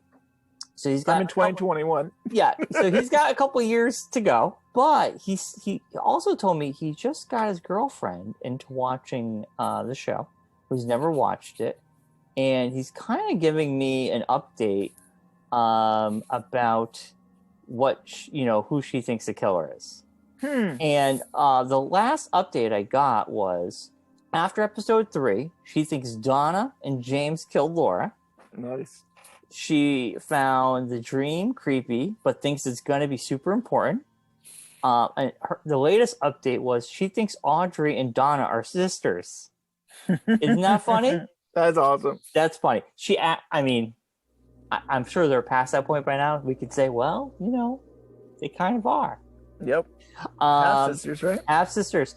But anyway, yeah. So James is keeping me posted about how that's going. His comic is amazing. I'll sure to reshare his page again to check it out. Thank you, James. Hey, Twin Peaks Unwrapped. This is Courtney Stallings from the Blue Rose magazine, and I'm just calling in to say thank you so much for just being wonderful people in the Twin Peaks community, for bringing everybody together and just being really, really nice guys. You all are truly Bookhouse boys, and we're going to miss you. And thank you for all the incredible content you've brought to people over the years through your podcast and, of course, your book. Take care, and we love you. Bye. Courtney. Thank you. You know what's weird? Courtney Stallings was on our show, I think for the first time, was for her Laura's Ghost. Is that right? I think so. No, I feel like I don't know why I thought we might have had her on for like a Twin Peaks Fest show, like we did the Twin Peaks Fest. Oh, I'm almost positive we had her on one other time because I feel like maybe I asked her about when she did in interviews at this college and stuff. Maybe not. Maybe it was the first time. I don't know. It's hard to keep track of, but I felt like we've had her on before. But maybe you're right. Needless to say, get that book, BlueRoseMag.com, Laura's Ghost. Amazing book. Amazing. So good. So thank you, Courtney. Hey, Ben. Definitely being really late to the party. It's Allison, a.k.a. Agent Ivy, calling. I'm a PUD for not calling sooner. I like to make a grand entrance. Anyway, I'm calling with just a very full heart, a little sad, but also just really grateful for your show, for everything Twin Peaks Unwrapped has brought to the community, and how you've really just held us together in so many ways and really brought I would encapsulate it with just joy. I listen to your podcast all the time. I go back and listen to old episodes. I feel like the conversations are so rich and shed new light and just full of fun. And I'm very, very grateful to have had your podcast, to continue to have your podcast. I will keep listening, and I will very much look forward to anything that you and Bryon do in the future. So thank you so much for everything you do. And I'm so glad we had this time together. All right. Thanks. Bye. Thank you, Allison. We get a little singing at the end there. I love it. We got poetry. Now we get singing. And Scott started off with singing. So I love it. Yeah. Thank you so much for that lovely message. Yeah. It's weird. It's weird to think that, yeah. I'm becoming speechless here, Ben. We've got one more message left. Hey, Ben and Bryon. It's John Salinas. I just wanted to thank you guys for your awesome work on your show and your book and everything that you've done for the community. Your show has been a huge inspiration to me. It inspired me to start my own podcast, the Hellboy Book Club, and I'm so thankful I was able to take part as one of your unseen players. Okay, so I have two questions. What do you think Laura whispered to Cooper in the Red Room? I don't know if you guys definitively answered that. After my last rewatch of The Return, I think that she said, "We live inside a dream." And number two, this question's for Ben. You've done some really amazing interviews. I've really admired your interview skills, and I was wondering if you had any tips for other people aspiring to interview professionals. Thanks again, guys, on your awesome show, and I can't wait to see what you guys do next. Thanks, John. Yeah. Do you want to take his first thing, or we're talking about season 3, I believe, that Laura Palmer whispering to Cooper. I mean, we all live inside a dream. Could be it, or she could be saying, maybe I'm Carrie Page, or come find me, or I mean, I don't know, because this whole Carrie Page and stuff happens, and it could her giving him a clue. Because what did she whisper in the original series? Was it she whispered who the killer was, right? My father killed me. Yeah, and then he wakes up and automatically he's like, I know it, but I'll tell you later. So break the code, solve the crime. The code, solve the crime. You gotta figure out the dream. Right. So I think it could be we all live inside a dream, and that could be a clue into where she is and where Carrie Page is. That definitely could be it. Yeah. Yeah. There's two things. So once I used to think maybe because if we take it at the very last, right before the credits, Cooper looks in shock. He seems uncomfortable by what she's whispering. So one idea I had at one point was she whispers, "You are dead," which I think would be a downer of a way to end this, to be like, you're never coming back. This is it. This is your life. But the one I kind of like, which I think is more balanced maybe with the original series, is she whispers, "My mother is Judy." Oh. So like the idea that like Judy is inside Sarah Palmer. I mean, that's, again, I don't know. We have Mark Frost's book that seems to say that Judy is Sarah Palmer. But there's no, I don't know if there's a definitive proof that she is Judy, but there's definitely been so many things, even with season 3, where she was in the house and it seemed a little strange, and then there's the bar scene where it seemed like something was inside of Sarah Palmer. So let's say Sarah Palmer is Judy, or Judy is Sarah Palmer. That's what she could have whispered. She could have been like, because it seems like Cooper's on a mission to, I don't know if he was aware of Judy, but I thought that Cole seemed to insinuate that maybe he knew about Judy.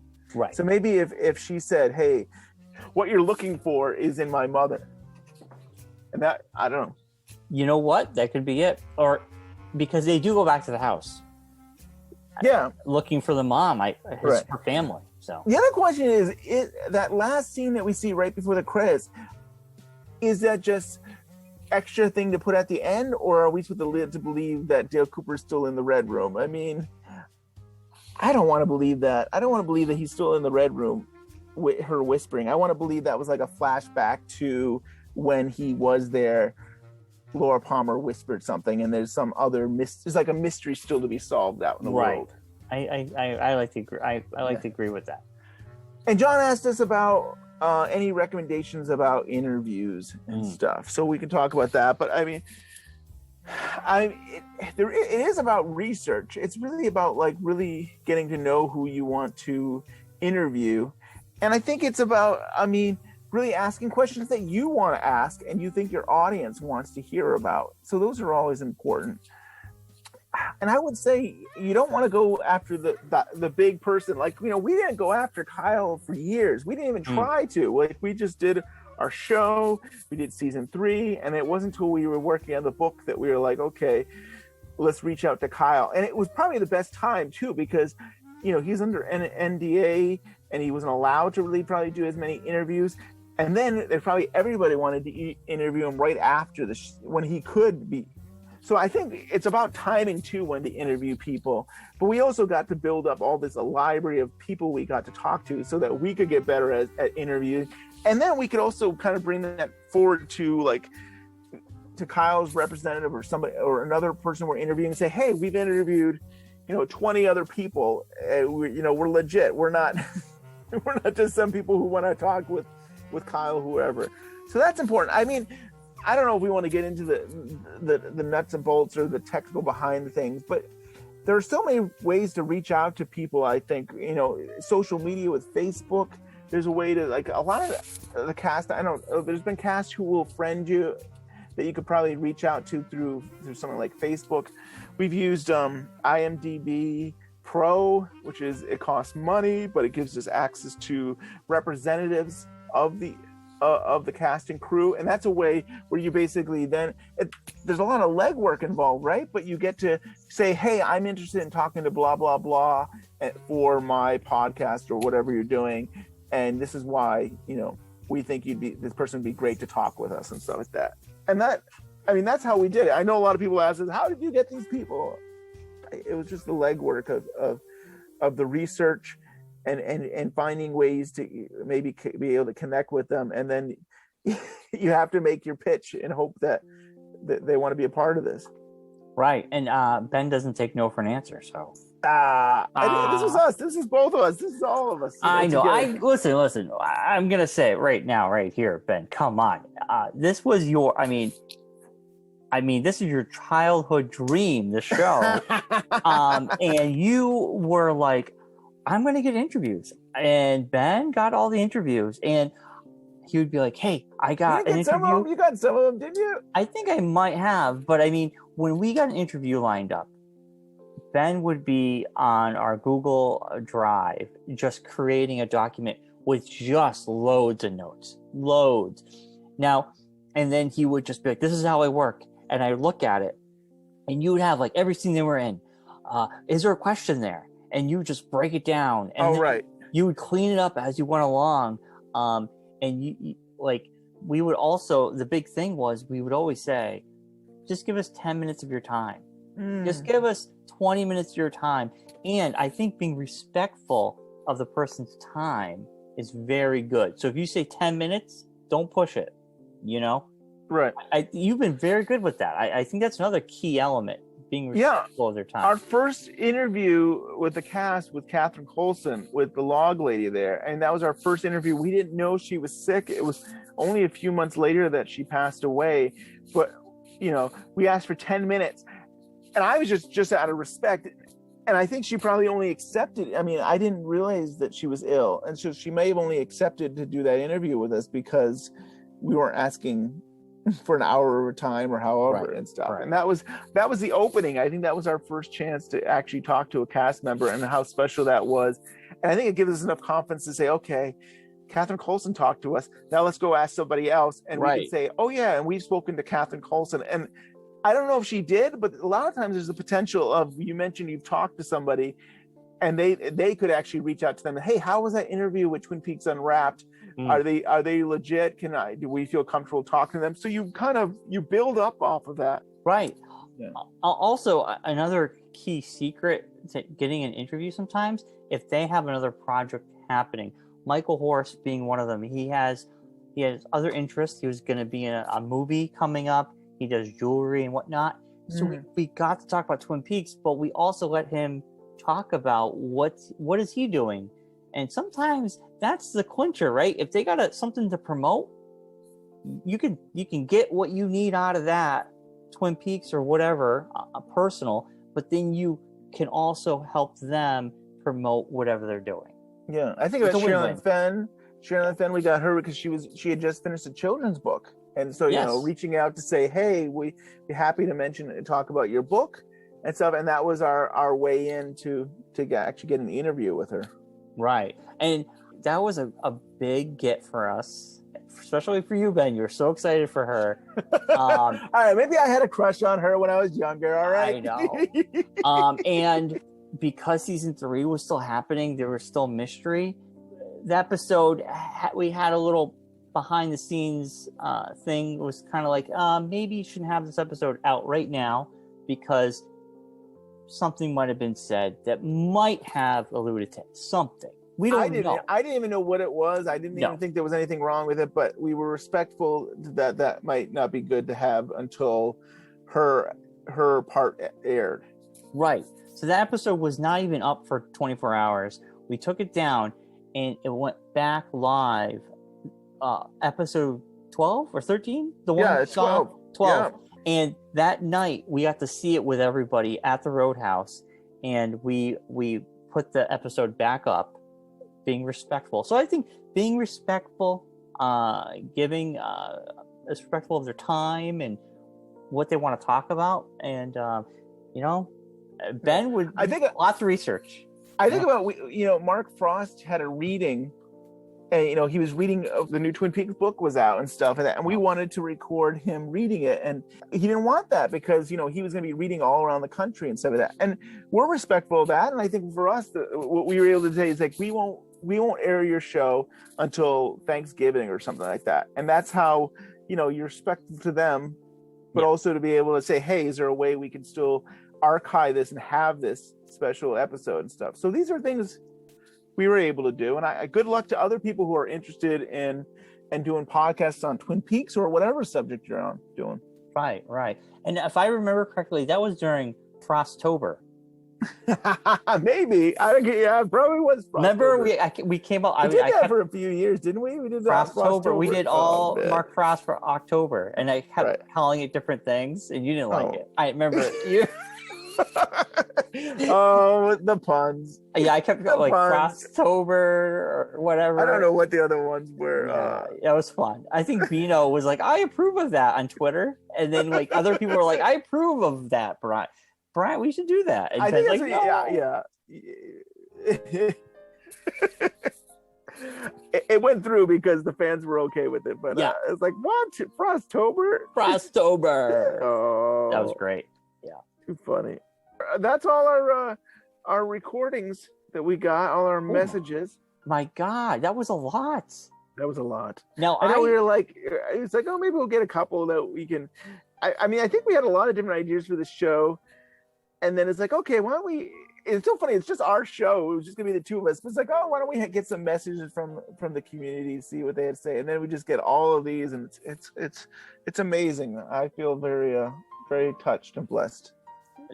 Yes, totally, Ben. I'm amazed, and I'm so happy we got these messages. We actually got one this morning. The day of recording, we got one, which is great. I'm glad people still tried the number, even though we had a cutoff date. So I'm blown away by everybody, even the folks who didn't. Thank you for listening. Even the folks who may not listen, but like us and they follow us on social media, or they listen to us and they've never written in a day in your life. Thank you. Yeah. Everybody who bought a book, thank you. I'm always amazed, like both of us are so goofy guys in some ways. It's like, why are you interested in listening to us? But I think you hear the joy in our voices, and you know that we love Twin Peaks as much as you, and thank you for being a part of this journey with us. Yeah, my God, it's 6 years. It's crazy, Ben. I'm still blown away. Where did the time go? I don't know. Yeah, I mean, this show would have ended if the pandemic hadn't happened. This show would have ended the ending of 2020. That was the original ending. Right. And last year was rough. So we put out a lot of our interviews, and that was cool that we get to have these interviews for people to hear them, because we were just blown away as you were to hear him. But yeah, I'm glad we got to extend it another 6 months. I'm glad we get to end it on our anniversary in June. So I think it's kind of cool and special. But I wish I was in person. It's still so strange not to be right there, actually by your side. You know, the show has ended. We have our handshake. Maybe we have a hug. We have our we go to Denny's. We go to Denny's. A lot of times, you know, we'd be working and we'd leave the building we were at, and we would stand in the parking lot and we'd still be talking. Yes. You know, like yes. Oh my here's God. how bad it was. Bryon and I are still talking. We might have spent 2-3 hours working on the podcast in a building. We're still in the parking lot, still talking to each other. Yep. And the person in the building closes up the building and it gets in the car, drives away, driving away, and we are still in the parking lot talking to each other. So. And this is how Ben and me work. I will be walking to my car. Ben will be at his car. We're like across the parking lot, and we're still talking. Like, oh, one more thing. And then we'll slowly walk back towards each other, and then we gotta go. Like, yeah, that's how our nights would go. I miss that. Right. I miss that so much. Yeah. And there was so much like conversations before we even started recording. And it was just, I'm going to miss that. I know you and I will go to Denny's, or we'll have some other thing. Maybe we'll go out to dinner with JC, or we'll do something in the future. But it's still, I will miss the process that we used to have making this show. Me too. And it is a shame that the pandemic happened, that we had to end it through Zoom. But maybe when we get to our specials, we can do those back in the studio. Maybe not this year, but maybe 2022, right? If we do anything in that, we can do it back at this the recording booth. I think it'd be cool. That would be so cool. So that would be nice. It is wild to think our book came out. I went to your office. We were so excited about the book coming out. We recorded our last show in the studio maybe that week, and that was it. Yeah, we were never going back, and it was just bizarre. I don't think we still understood the seriousness of the pandemic. No, like I don't know if I was thinking like, oh, we'll go back to work in a week or so, and like instead of going home, I think we went and did the podcast, and we were chatting before the podcast, and maybe I think I may edit stuff out that it was, you know, that there's a pandemic right now, and let's just do our show and stuff, not realizing the seriousness of the magnitude, or that the weeks and months would go by after this. You were absolutely right. I remember that. You cut it out because you're just kind of like, oh, this is strange. Because we had shows, we did opens and closes for interviews and whatnot, and we mentioned the pandemic, and these episodes weren't going to be out until like weeks later, and it made no sense. But yeah, and by then, I mean, I think I didn't understand the seriousness of it. It's like, oh yeah, you know, like remember that pandemic? And it's like, that's still happening. I know. That's crazy. It's crazy to think like that. Yeah, it's very wild. I mean, we had to celebrate our 200th episode on Zoom, right? We did that live show, which if you weren't part of it, it was kind of a shit show. I think it was fun. But because we posted the Zoom stuff on social media, we got bombed a few times. What episode is this now? Episode 200? No, 200 was when we announced the book. So that was back in the summer of 2019. So our anniversary our 5th anniversary episode. That's what it was. Yeah. We put the Zoom link, not knowing how Zoom works at the time for some stupid reason. So we got bombed. Remember? Bombed. Right. Yes. There's people that came in. And So you don't hear that because I edited that out. Right. Too funny. Oh my God. But man, we had a lot of memorable moments. I think, like I told Ben on a text, I said, well, to 6 more years. Because I think we'll still be doing specials for the next 6 years. Oh my gosh. Who the hell knows? You heard it here first. No. And it's so funny that like I was like, you know, when season 3 ended, it was like, okay, we'll probably could wrap it up right now. And I'm like, but Bryon, we could do the community rewatches and extend it for 3 more years of and now you're hearing it, Bryon saying we could still do this for years and years to come. Yeah, I mean, like I said, I think if we, you know, if it's David Lynch or Twin Peaks related, we'll be back to cover something, right? So Yeah. it's like Lynch drops that show on Netflix, you can bet on us coming back to talk about it. We're not ending the show because we hate each other. Yeah, this is not bad blood. Or that we hate the community, or that we hate doing Twin Peaks or David Lynch stuff. It's just, we need a break. We need a break. And I think I've shared this before, but thank you, Bryon, getting me through this year, because oh my God, it was tough. I'm trapped in my home. I've got 3 kids and trying to have them at school and my own job at home. And I did not have the motivation to do the podcast really. And these interviews helped us through that.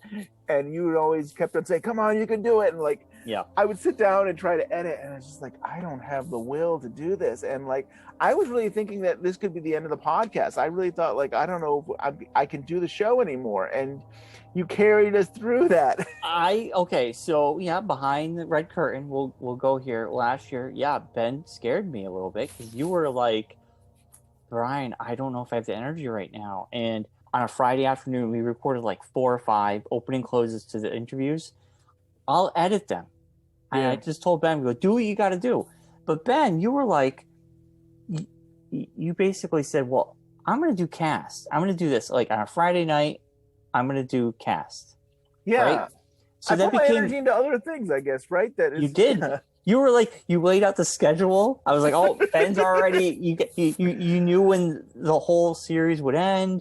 Yeah. The rewatches, the watch parties, it's funny how that I could do. I wasn't editing audio, and it wasn't as stressful for me. I was like, okay, we can have these watch parties on Fridays, and I can have all these deleted scenes and behind the scenes, and I can reach out to cast and crew, and they can do some highs, and that was fun. I don't know why that putting my energy into that I could handle, and it helped me get through week after week. But doing the podcast, sitting down and trying to edit our own voices, and it was tough. Yeah, you needed a recharge. I get it, and you have a lot more going on than I do. So I just took on the responsibility of the interviews. And thank you. Yeah, you're welcome. I mean, I knew you needed a recharge. So 2020. That's why you got a lot of interviews. That's why. I know it's terrible. I'm so sorry that you had to hear all those interviews. Oh my God, so many interviews. When are they not going to interview somebody? What? You're going to share more behind the scenes stuff of working on your book? Oh my God. How dare you? I dare you. So much fun. So much fun. Yeah. I mean, so that's why 2020 was. And I think you put out the community rewatch near the end, September, October. I think you got back on that horse. Yeah. I think that was a lot. I mean, for me, there's so many pieces that go into that, because everybody records.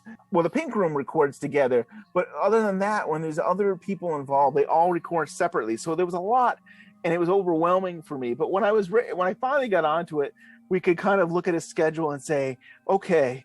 And the exciting thing about having to be delayed from last year was I could say, okay, our goal is now June.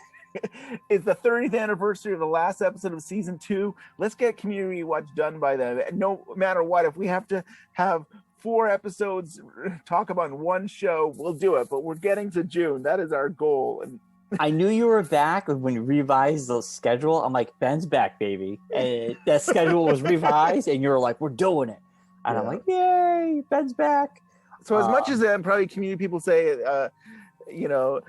we've been there for you. You guys have really been there for us, and you really keep us going. And I thank you to everybody for that. Yeah, truly. I think, I couldn't say it better. It's true. Every time we got feedback from something, it made us want to do the next thing even better. Yeah. Yeah, totally. And you're like, oh, I love that, and I love this, and that. Yeah, I think that's what keeps us going for all these years.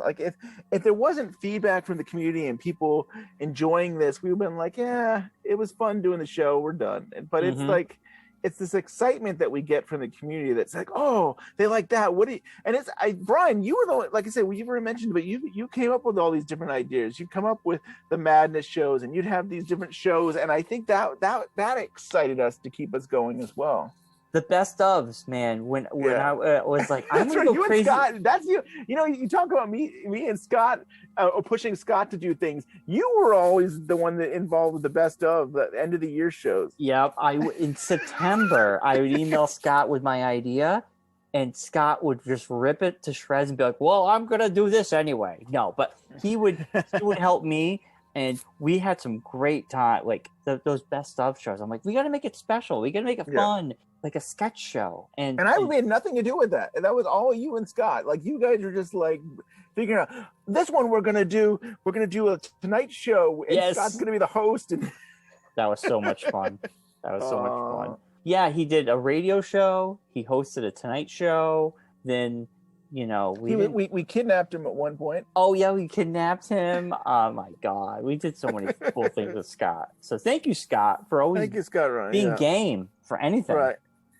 And that he believed in us for our book. I mean, like people who are not writers to be like, we have this idea to take all of our interviews and put it into a book, and will you publish it? And he's like, he believed in us, so that's pretty awesome.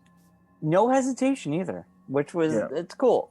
I was like, and then I will always remember the day Ben texted me. I've always thought about doing a book, and I just wrote back.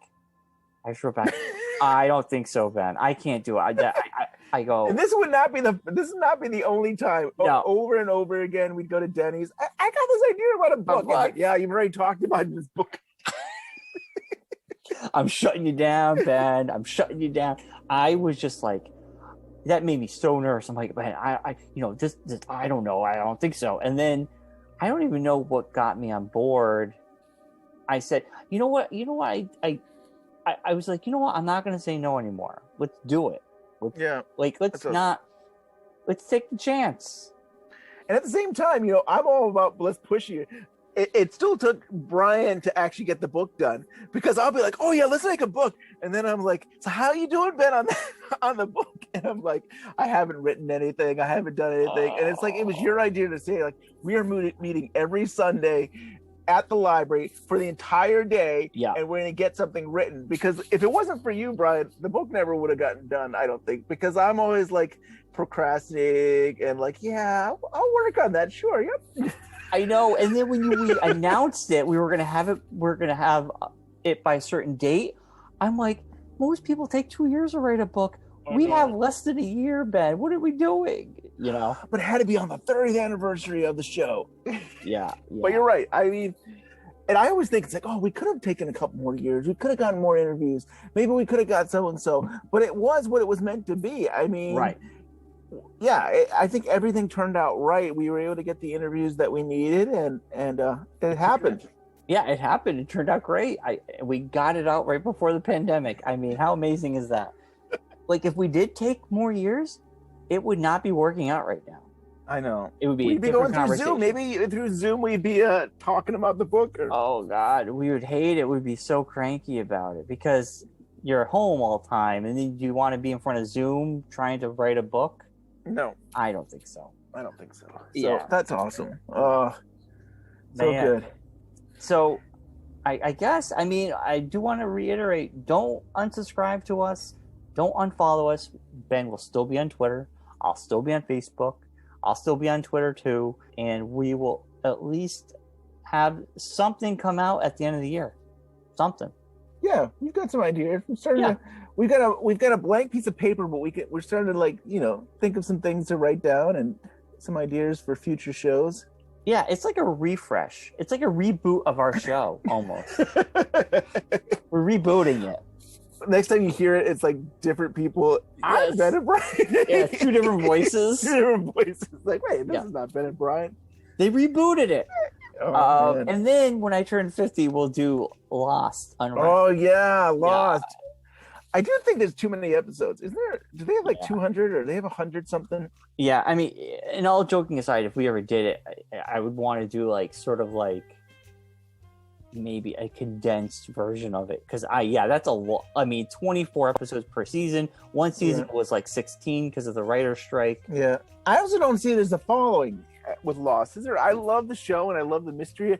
I always want John Bernardi to do more on Lost. And I want him to watch it because I right. love the theories and watching it as a first time viewer. That whole process of what is Lost is pretty special. But I don't know. I don't know if it really would make a podcast. And I don't know if there's enough people interested in a podcast about that. But it's always fun to joke around and say that was a great show. And yeah, that's our joke. That will every 10 years we'll just do a new show. Who are we kidding? It's Twin Peaks Unwrapped. Yes, forever and 25 years. Yes, forever and for always. I think it will always be Twin Peaks Unwrapped. So we'll still be around down the road. But I think everybody, my God, I can't thank everybody enough. It's going to be a well-deserved rest for everybody. I say let's not be sad about anything really, because we should all be proud of what we accomplished. Everybody out there, including us. And everybody who's done anything, just be, celebrate yourself. And then, we'll take a break and, we'll have something special later on. Twin Peaks goes on through all of our friends. Right. I mean, I'm excited to see what John Thorne does if he writes a book or something, if something comes out there, and all these podcasts that are out still talking about Twin Peaks Unwrapped, talking backwards, I think, podcasts. They're pretty cool guys.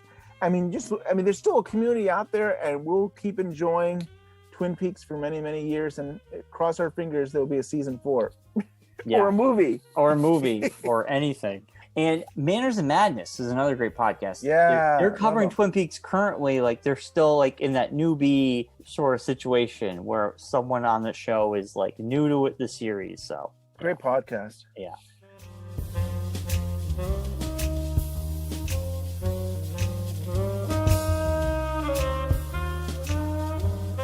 Oh my God, Ben. So, I guess, if you got a comment, I don't even know if I need to say that, really. You know where we are. I don't if you've been here this long, you know where we are. You know where we are. Yeah. You know where to find us. You know we have a book.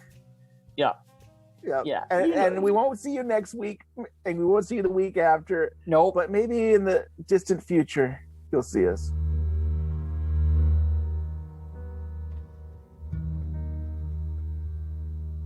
I got idea, man. You take me for a walk. So welcome to the very first episode of Twin Peaks Unwrapped. Unwrapped. I will be your host, Bryon Kazaska. Alongside me, Ben Durant, Twin Peaks enthusiast. Oh yeah. And what would we call you? The newbie. The newbie. The newbie.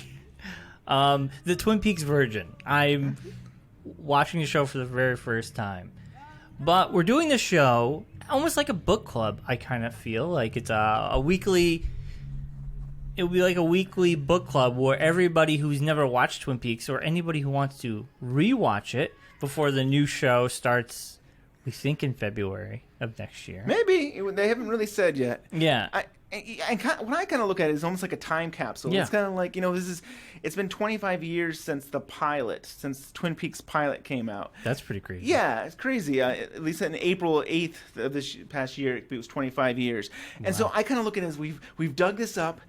We've got new Blu-ray. We got new Blu-rays yes, the Blu-ray. We can check out. And I was watching this when I was 15 years old when it first came out, and so I was addicted to it. It's like I had to get every single book. I had to get the soundtrack. There was cards like baseball cards, but Twin Peaks cards. There was like the magazine. There was everything. I had to get my hands on it too. Yeah, so I come here with a lot of knowledge of Twin Peaks, and I'm really excited for you to be able to see it for the first time. Yeah, I'm excited. So you're 5 years. I'm 30. I'll be 36. You're 40. I'm 40. Yeah. So I was 10. So I really was too young for the show. I hope I see all of you again. Every one of you.